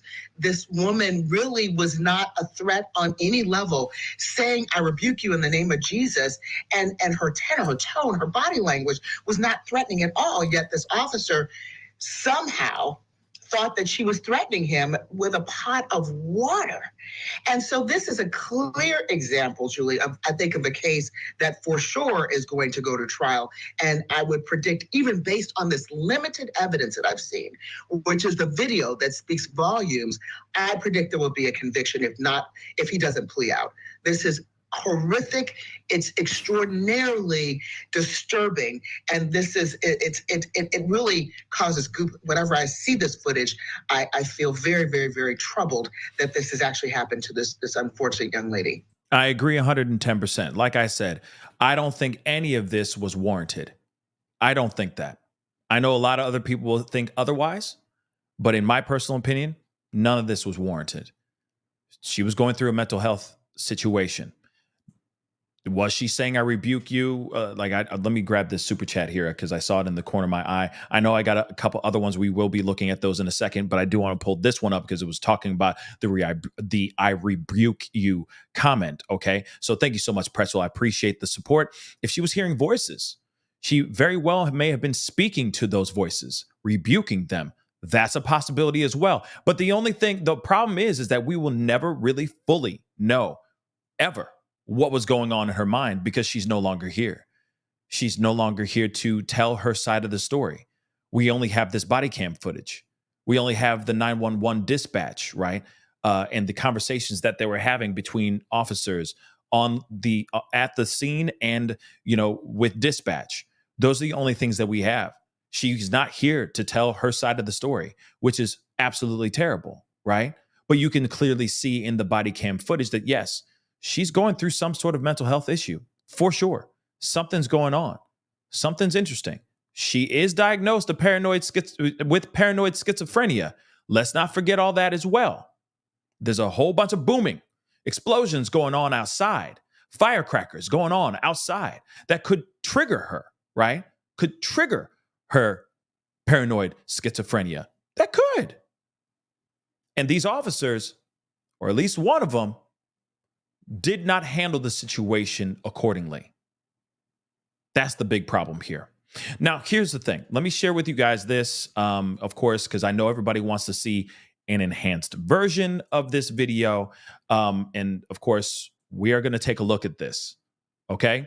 Now, from my understanding, this is from the angle. This is from his angle. Okay. So it came on. His body cam came on during this time, if I'm correct. Because if you see this, this is from his angle now, not from the previous angle that we saw, right?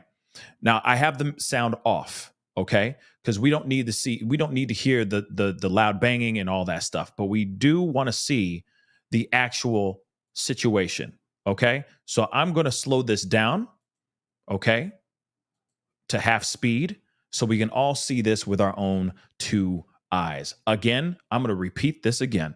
It does not matter whether she threw the pot or not. But for those of y'all who want to see it, for those of y'all who are sitting here like, oh, you don't want to show it because you don't want to show the truth of what really happened. No, we here to look at facts.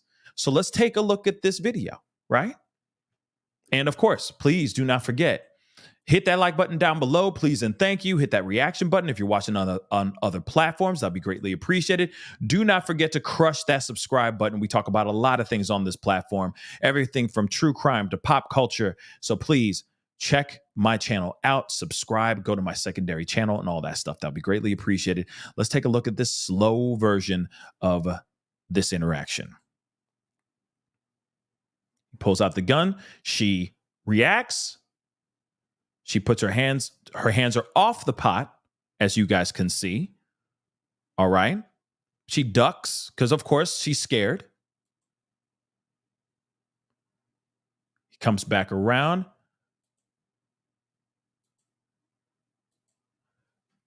Then you can see on the floor here. Let me do that again.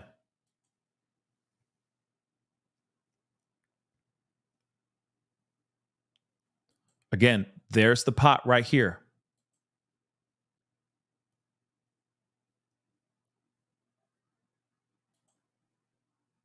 Hold on. Let me roll that back a little bit. Because it's tough. It's like a split second. You see that right there?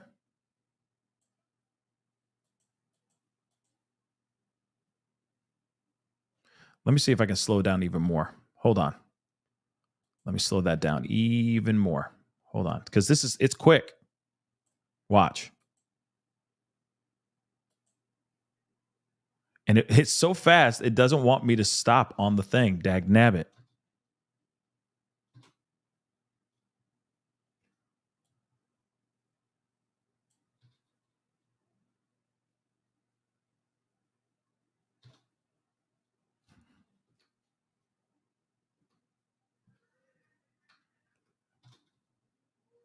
I'm trying it again, guys. Boom. I mean, see, like you see it. Okay. She does throw it. She does. The pot is in the air. Okay. The pot is most definitely in the air. Look at it again. Right there. There it is. She does throw the pot. She does. All right. It's right there. That's not AI. That's not some special effects. Okay. Hollywood didn't get their hands on this and change the situation. She did throw a pot. Now, the thing is that now some people are asking, I even see, even Nicole B, thank you so much for that. But some people are saying, oh, she was throwing a different pot. It doesn't, like I said, it does not matter. In my personal opinion, it does not matter. Because you want to know something? All they have to do is step back. That's all they had to do. Step back. And that's it. She throws the pot. All they had to do is step back. But instead, they opened fire. Interesting, right? But there's a pot in her hand. But I do want to say this too, okay? Whether this is a second pot or if this is a pot filled with water, you see, like in other videos, they show the water hitting the ground and going out on the ground, right? Again, it doesn't matter. It does not matter whether this was a pot of boiling water or if it was just an empty pot that she threw. She did not deserve to get unalived because of the pot. Let's be real. Okay? Like I said, it's boiling Watergate. Okay? Everybody and their mom is going, oh, yeah, or not everybody, but there's a certain corner of the world that's sitting there going, no, that was justified. That was absolutely justified. She shouldn't have thrown that pot of water. Yes, I agree. She shouldn't have thrown the pot of water, but she shouldn't have been unalived for that. That was some serious extreme force on this young mother, period. Like I said, she deserves to be on this planet living and breathing, and she's not. But we got more information here, guys. We got more, okay? We're going to get into it. Like I said, and that's the thing, though. If this was a situation where I felt it was that it was justified, let's just say, for lack of a better term, you'd be hearing that from me. I'd be like, okay, yeah, I can see why, so on and so forth. She was running at him with, attacked him out of nowhere with a knife, so on and so forth, right? Oh, she was running after him with a pew-pew in her hand. Okay, I get it. But as far as this goes, it's a freaking pot of water, man. All they had to do was step back and that's it. Use a taser, let her throw it, right? And then just take her down. Not literally take her down. He said, you do this, I'm going to shoot you in the effing face. Come on, y'all. Come on. Let me get some of these super chats really quick. All right. Victoria, thank you so much for the super sticker. I really do appreciate it. Thank you so much. Beautiful Disaster. Thank you so much for the support. He was rude and disrespectful from the start.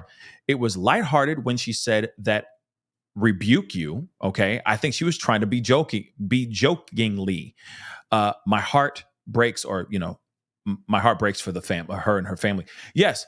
That could, like I said, I even said it, I think I said it earlier, but yeah, she could have been saying that in jest. She could have been saying that just to be funny. Just to be like, oh, I rebuke you in the name of Jesus. You guys scared of this pot of water? Oh, come on now. I rebuke you in the name of Jesus. I rebuke you in the name of Jesus. And that could have just been her way of trying to be funny. That could have been it too. I don't know. We will never know because she is not here anymore and she cannot defend herself. And that's the sad part of it all, right? Princess Rose Doll, thank you so much for the love. Pascal, maybe he doesn't know that what rebuke means. She was using the pot to block her face. Also his arms with the gun is pointing downwards. I don't know what that his arms with the gun is pointing downwards. I don't know what that means exactly, but I mean it does seem like but it looks like she's throwing it. It looks like she's just like, you know what I mean? It looks like she's throwing the pot. And it could have been her trying to throw the pot to be like, look, I don't have it. It's gone.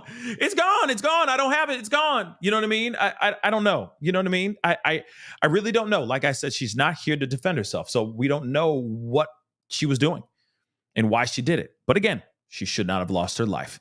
My 2 cents, y'all. Thank you so much. You need volume on. He tells her to put the pot down. and it's on the counter. So she panics and grabs the pot and does not know what to do. So yes, we did watch it a billion times. The volume was on when we watched it and we checked it out. And from that, when we rewatched it, not the enhanced version, but the regular version, yes, he does say, put the pot down, right? And then, but at the same time, it's kind of like, I don't know, maybe it was a nervous reaction, a nervous movement, her taking the pot and just throwing it. I don't know. Maybe she was trying to say, hey, the pot is gone. The pot is away from me. But she is throwing it in the direction of the officers. That is plain to see in the video. Okay, it is in the direction of the officers. It's not like she's throwing it this way, away from the officers. But again, like I said, does not warrant the deadly force that they used. Luigi, thank you so much for the love. I really appreciate it. She was rebuking his words upon saying, we don't want to fire. She could have maybe hurt herself. Yeah, you never know. She could have burned her hand. There could have been many different things that could have been happening in that situation. But maybe it was because of the fire, right? We don't want any fire while we're here. And then maybe she's thinking like, oh, that makes me think of the pits of hell, right? And so she's like, oh, well, I rebuke you in the name of Jesus if you think that this place is a burning hell. You know what I mean? Maybe that's what she was responding to as well. I like I said, we don't know. It's unfortunate. Mimi, thank you so much for the love. Hi, Pascal and fam. I'm late and at work. Well, thank you so much for creeping in and, creep listening while you're at work. I really do appreciate it. Thank you so, so very much. But like I said, the officer's demeanor from the beginning to the very end is disturbing. It's very disgusting. It's very aggressive, and it's very, very wrong. But we got more we got to get into, so let's get into this, okay? Now we're starting to understand a few more things about this officer. Let's take a look at what News Channel 5 has to say about this. Oops. State of Illinois in just a handful of years. Senior investigative reporter Let me repeat that again. Into how law enforcement records show the former deputy who shot Sonya Massey worked for multiple departments in the state of Illinois in just a handful of years. Senior investigative reporter Paula Vassan delves into how law enforcement officers in the state of Illinois are tracked. Paula. Well, legal experts tell us the state of Illinois has something Missouri does not have, a way to search for police officers to check their work history. It shows former sheriff's deputy Sean Grayson worked for 6 different agencies in the state of Illinois in just 4 years. But the public... Say that again, sweetheart. Say what? How many? For how many what? To check their work history. It shows former sheriff's deputy Sean Grayson worked for 6 different agencies in the state of Illinois in just 4 years. 6 of them. 6. Can you believe that? Woo! This is a very bad man. And yeah, I understand that he had a couple DWIs, etc. Okay, he has been fired. He has been let go from 6. 6 of them. And of course, yes, we got to do the dun dun. Yeah, y'all. Okay. Yeah. So interesting, right? Let's continue on, though. They got more.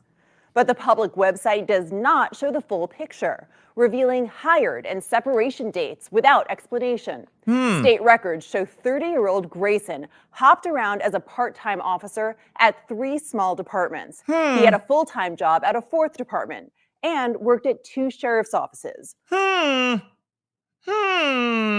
Interesting. They never explained why he was let go. Out of the 4 years, 6 departments, 6 separate departments out of 4 years. Let me repeat that again. 6 separate departments let him go in the span of 4 years. And explain to me why. But I forgot. They didn't explain why. They just kept passing him on.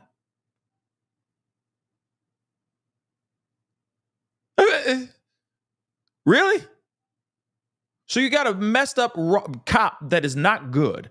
Him no good, but you just keep saying, hey, well, we don't like him over here. Maybe this other department will like him. Maybe this other county will like him. Maybe this other county will like him. No, we don't like him. We'll pass him over here. If he's had a problem and if he's had a history of being a very bad boy, why keep him in the ranks? Why keep him in the blue? Just questions, guys. Just questions. All of his jobs in central Illinois. We've also discovered he had... By the way, all of his jobs in central Illinois. Nothing's changed. He's just in a different county. They just kept him hopping around. Ain't that about a... 2 misdemeanor DWI convictions in Macouping County. The I-team is working to find out what's being done in the state to prevent officers with potentially bad track records from bouncing around. Industry sources tell us it's the responsibility of the Illinois Law Enforcement Training and Standards Board to allow an officer to be hired somewhere else. The I-team has reached out to that board for an explanation into how Grayson kept getting hired. I'd like to know that too, baby. Why is he getting hired every single doggone time when he's clearly a corrupt individual? Interesting, right? I do want to remind you of something else as well. This makes me think of another case that we covered, that we've been covering, okay? And it's absolutely devastating. I'm sorry, I'm just trying to pull up the photo or something of that sort. But I do want to remind you guys of this situation. I don't know if you guys remember. Man, what the hell? I don't know if you guys remember this.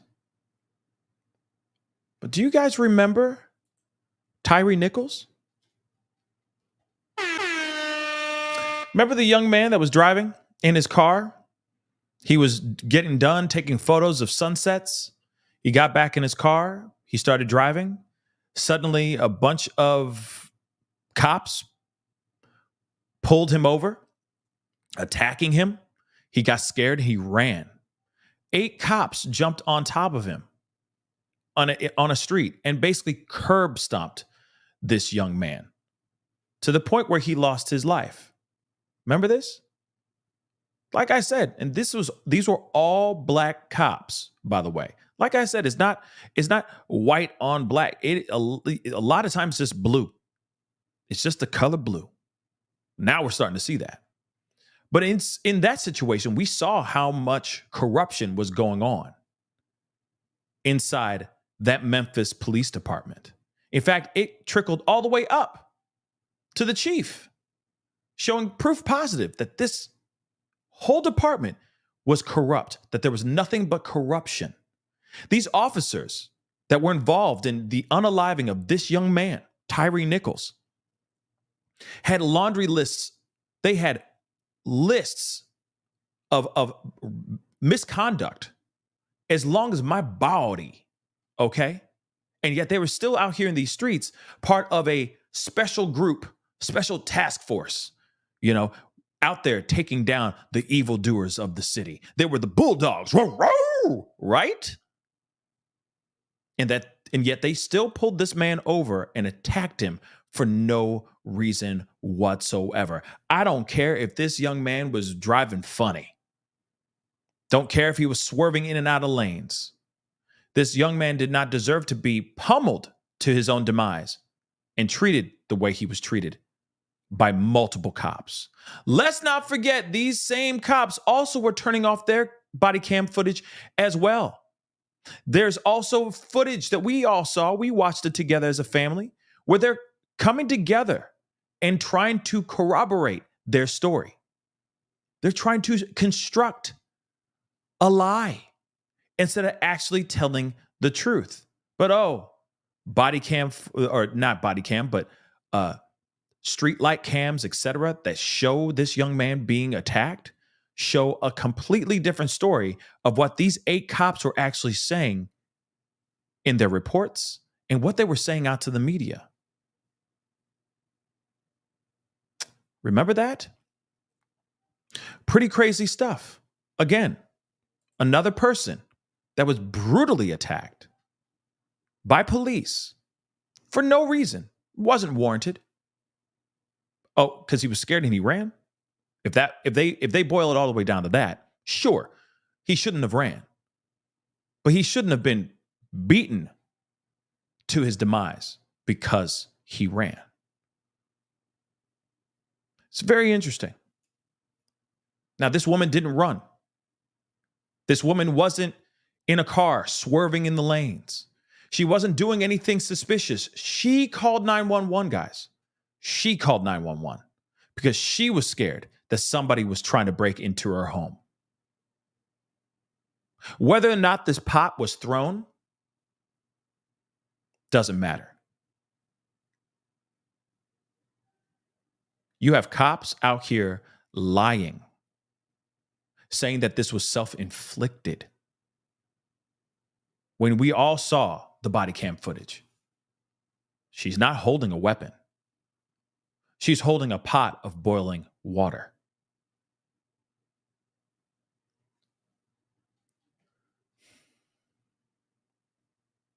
And the fact that this officer has been in and out of departments, and instead of actually being fired, is absolutely beyond me. It's the wildest thing I've ever seen, y'all. Again, why does it turn into this situation? If you got a bad apple, why do you keep throwing it out to other people? Why do you keep on putting that bad apple in other batches of apples? Oh, it didn't work in this batch of apples. Let's just put them over in this batch of apples. And you just keep on handing it over, passing it on, passing it on, passing it on. To the point where now he has a track record that looks very, very bad optically. Shows proof positive that this man should not have been out here protecting and serving at all. Like I said, the world needs more bartenders, more baristas, okay? More real estate agents, okay? We don't need another bad apple out here running around in these streets. Now, it does make you wonder, is the police department in that dire need of officers out here in these streets? Think about that for a second. You're willing to do whatever you can to just keep him in the system, keep him in the job, yet he's not good at the job? If he was fired, if he was let go a long time ago, maybe after the second time, maybe after the first, if there was some sort of zero tolerance policy involved, right? That maybe Sonya Massey would still be alive today. Something ain't right here, guys. Something ain't right. Now let's continue on. We got a press conference that I want to share with you guys. Okay. We're not going to show the whole press conference, but this is some interesting information. The son, okay, Sonya's son speaks out. Even the grandfather, her father speaks out as well, calling out the sheriff, demanding that the sheriff step down as well. And I don't blame him for saying what he's saying in these pieces. So let's take a look at this. Like I said, it's a press conference, so we're going to scroll through this, all right, to hear what the son has to say and what the son's grandfather, the father of Sonya, has to say about this. And I'm going to keep saying this. Justice for Sonya Massey, indeed. Let's take a look at this. Who was Sonya Massey for people who don't? Oop, wrong one. Wrong one, guys. Lo siento.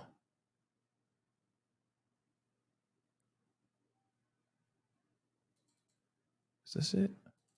I think this is it. That body cam video. Nope. Sorry, guys. My Lord. Hold on. Before I show this, hold on. Let me make sure. Nope, that's the audio. What the heck?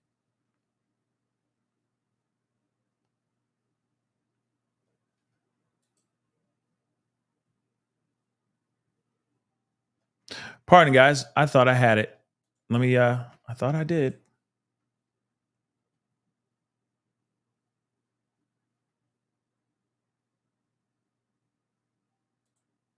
I thought I had it, but we're going to try this ish again.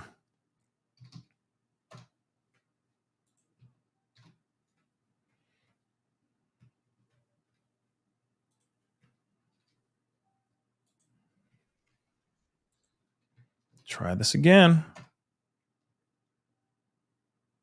Okay.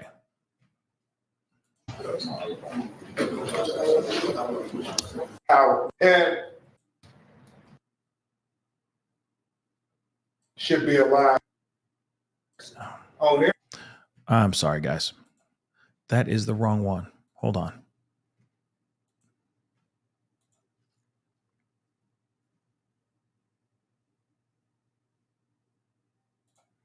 I think this is it.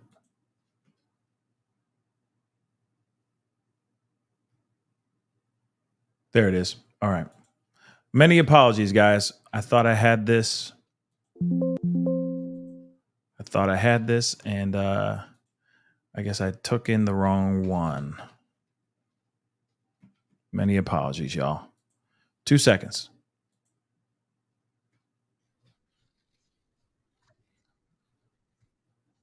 There's been a couple of these press conferences. So many apologies, guys. There's been a bunch. I'm just queuing it up. Here we go.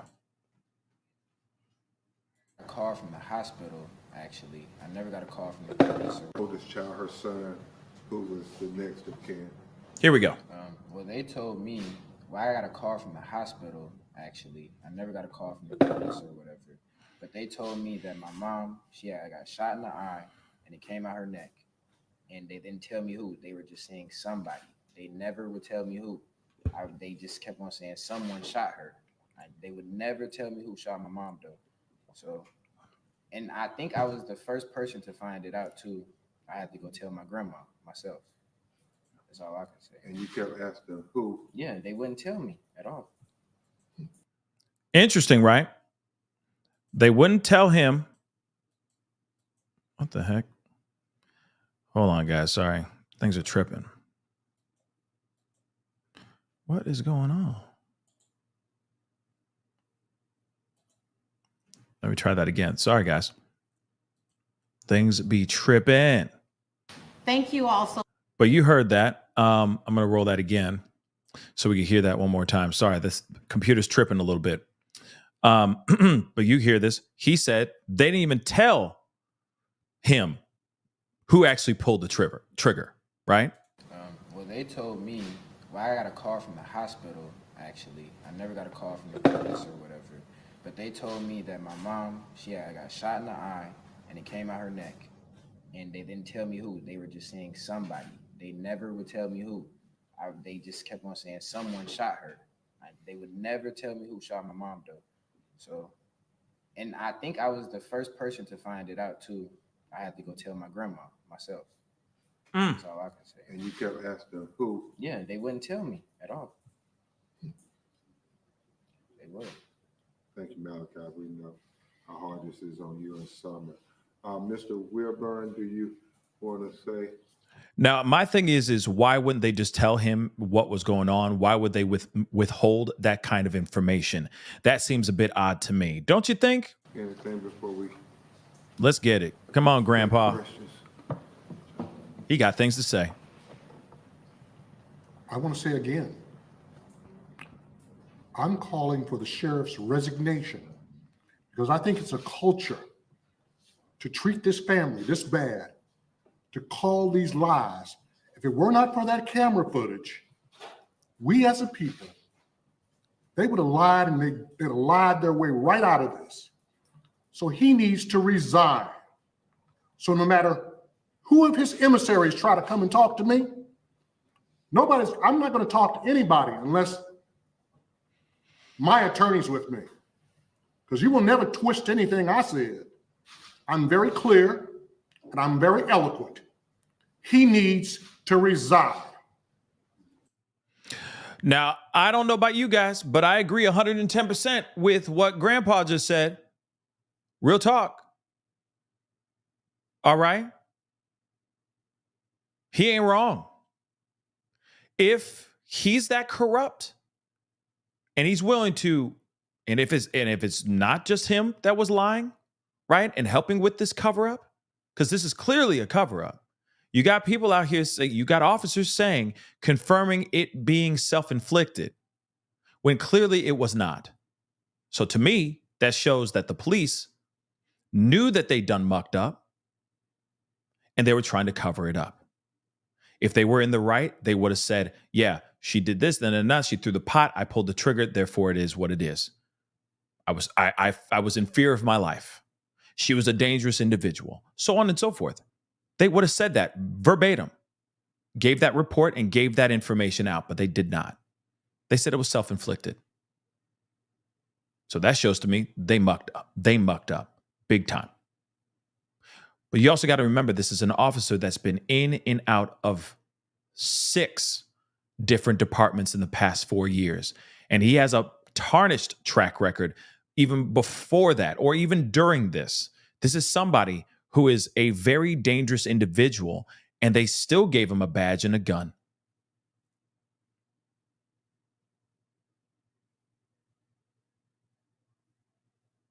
Ain't that crazy? So this shows to me that there's some corruption in that department or in those departments. In fact, whoever's the sheriff, right? Whoever's the head of that department, most definitely, I think they should step down. They should resign. There shows some sort of corruption in that department. But let's not forget the 5 other departments that he ran through in the last 4 years. They all should be held accountable as well, because they kept passing this bad apple through the department, thinking that, I don't know, thinking that he would get better, that he would learn his ways, that he wouldn't be this way anymore.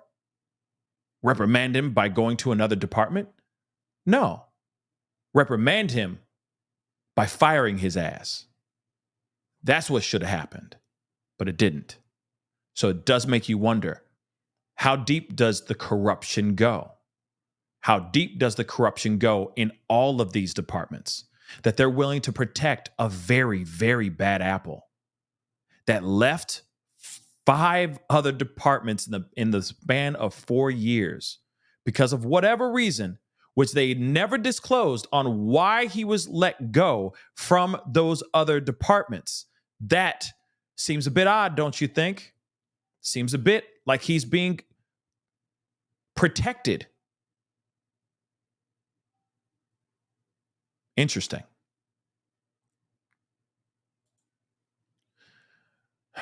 So, when we see this and we hear all the information that we just kind of consumed with our brains, okay, to me, this young woman should still be alive.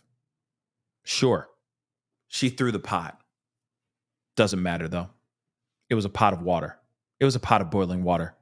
Sure, if they were hit with that water, sure, they would have been singed or hurt in some sort of way, but it was not life-threatening. It was not going to be a life-threatening injury, okay? It was not. I get it. No one wants to get hit by boiling hot water, for sure. I don't. Shoot, you kidding me? You crazy? You think I want to be hit by hot water? Hell to the no.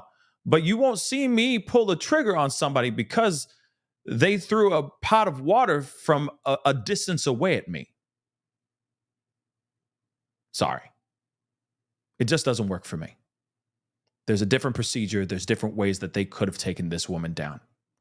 And she could have still been alive to fight another day. Sure, she'd probably be detained, hit with some sort of charges and whatnot, but she'd still be alive. She'd still be a mom. She'd still be able to see her father and her kids and all that stuff. She'd still be on this planet living right now.